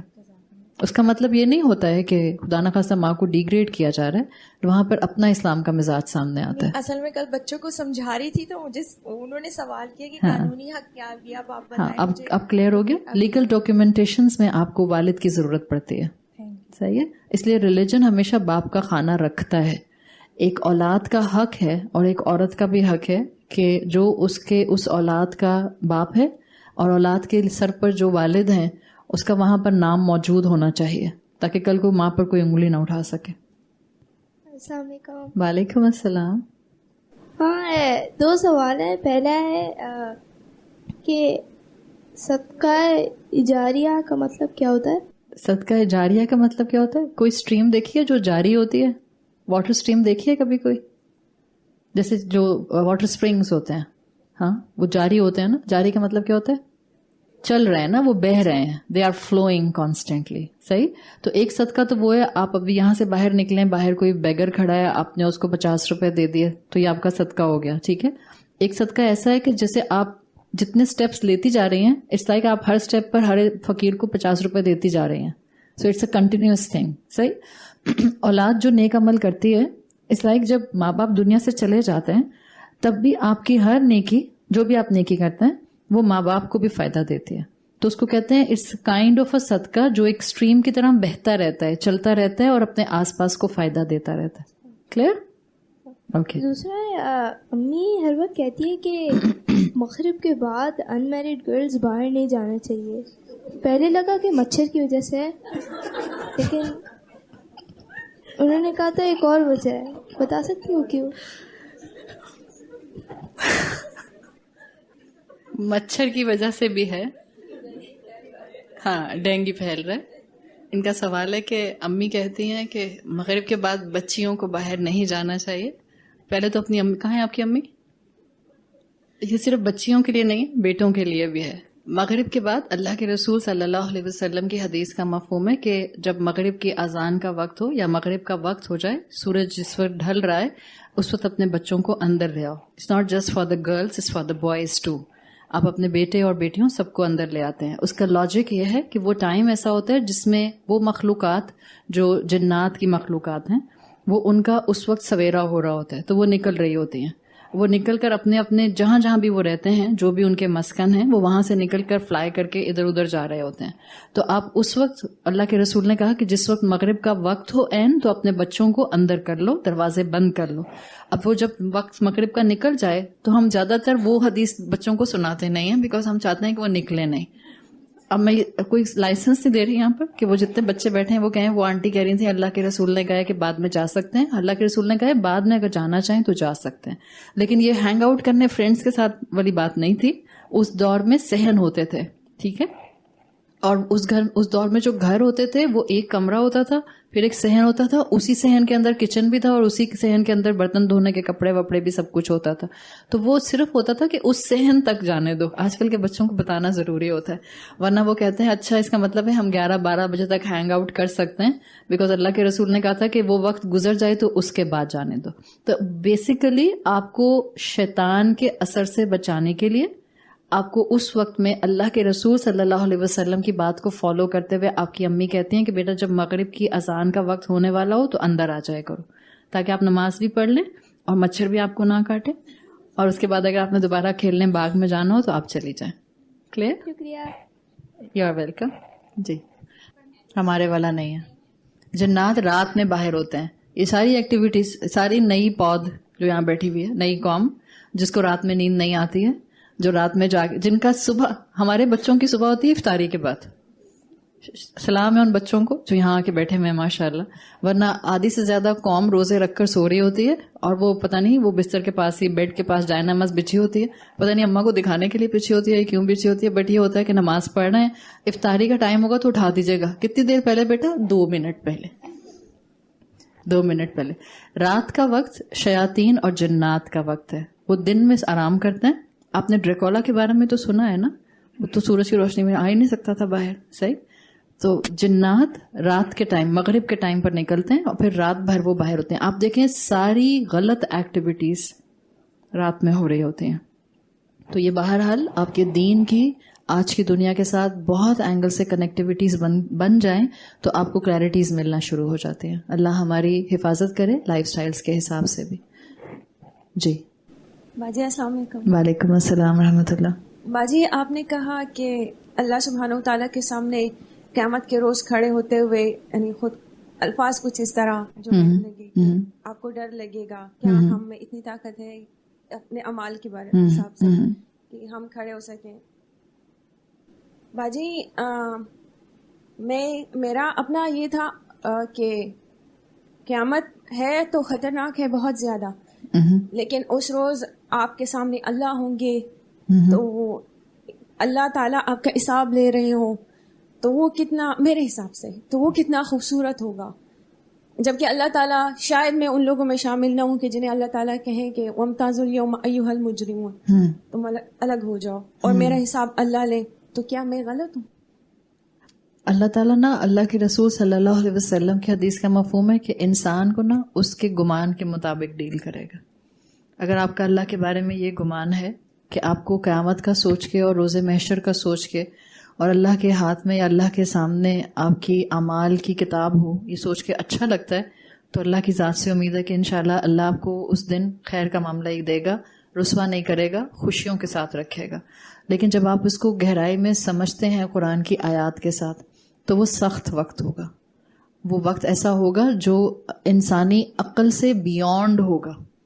اور انسانی عقل کیونکہ اس سب کو ایکسپیرینس کر رہی ہوگی جس کو اب تک ہم نے صرف قرآن اور احادیث میں پڑھا ہے، تو انسان کے اوپر اللہ کے جلال کی ایک ہیبت طاری ہوگی.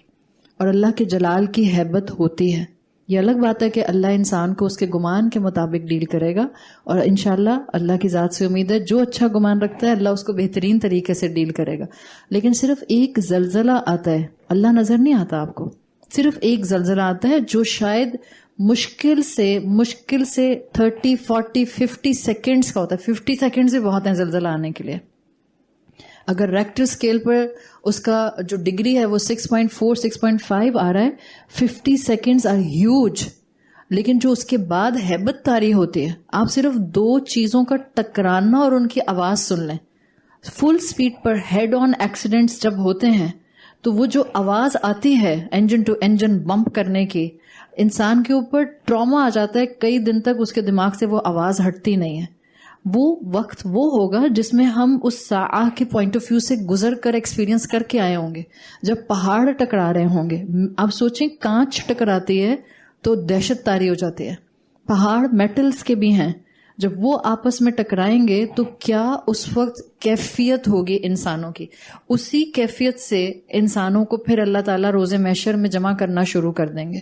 وہ کیفیت جس کے اندر کانسٹنٹ سور پھونکنے کی آواز, it will be a constant punching sound, تکلیف دے گی. پہلے سور پر جو آواز ہوگی اس میں لوگ مرنا شروع ہو جائیں گے. سور کی آواز سے ہی مریں گے. وہ جو زندہ ہوں گے it will not be like کہ فوراً مر جائیں گے. It's not like a flash کہ وہ اٹامک بام پھٹا اور فلیش کر کے سب مر گئے. احادیث میں آتا ہے وہ سور میں اسرافیل پھونک مارنا شروع کریں گے اور it will be a constant punching disturbing sound, آہستہ آہستہ کر کے جس کا جتنا تھریش ہولڈ ہوگا وہ کر کے انسان مر جائیں گے. پھر دوسرا سور پھونکا جائے گا اور انسانوں کو قبروں سے نکال لیا جائے گا. اور پھر جو انسانوں پر دہشت ہوگی وہ وقت ہوگا نفسی کا. جانور, جنگلی جانور بھی بھاگ رہے ہیں, انسان بھی بھاگ رہے ہیں. اور حدیث میں کیا آتا ہے, انسان انسرکمسائزڈ نیکڈ ننگے پیر بھاگ رہا ہوگا, بیئر فوٹڈ, کچھ ہوش نہیں ہے, بس بھاگ رہے ہیں. تو وہ جو اس موقع پر آنے سے پہلے کا پورا سین ہے نا جو احادیث اور قرآن ڈپکٹ کرتے ہیں, اس میں دہشت ہے. جب اس میں دہشت ہے تو پھر انسان یہ اس کو اندازہ ہو جائے گا کہ وہ جتنے قرآن کے باتیں اور وعدے میں پڑھ رہا تھا وہ سچ تھے. پھر انسان کو اپنے گناہ یاد آنا شروع ہو جائیں گے. اور اگر حقیقت ہے ہم لوگوں کو اپنے گناہ یاد آنا شروع ہو جائیں, ہم کبھی بھی نہیں چاہتے کہ یہاں پر بھی ہمارے گناہ ایک دوسرے کے سامنے آئیں. وہاں پر گرینڈ ہیومینٹی ہوگی, گرینڈ گیدرنگ ہوگی. اور سوچیں ان سارے انسانوں کے سامنے میرے گناہوں کو براڈ کاسٹ کر دیا جاتا ہے. کوئی انسان رسوائی نہیں چاہتا. جب بھی ہم دعا مانگتے ہیں اللہ سے, اللہ ہمیں دنیا اور آخرت کی رسوائی سے بچائے, تو اللہ سے ہمیشہ خیر مانگیں. اور یہ مانگیں اللہ سے کہ اللہ مجھے ان لوگوں میں شامل کرے جن کو بغیر حساب کے آپ جنت میں داخل کریں گے. اللہ مجھے ان لوگوں میں شامل نہ کریں کہ جس کی بک آف ڈیٹ پر آپ نے ہاتھ رکھ کر کھلوا دیا فرشتے سے, کھولو پیج نمبر 39 پر کیا ہے, پکڑی ہوگی ہماری اور کچھ نہیں ہوگا. تو جب بھی یہ خیال آیا کرے فوراً دعا کیا کریں, اللہ مجھے ان لوگوں میں شامل فرمایا جن کو بغیر حساب کتاب کے جنتوں میں داخل کیا جائے گا. ٹھیک ہے, ڈن. سبحانک اللہم و بحمدک نشہد ان لا الہ الا انت نستغفرک و نتوب الیک. جزاک اللہ خیرا. السلام علیکم ورحمۃ اللہ وبرکاتہ.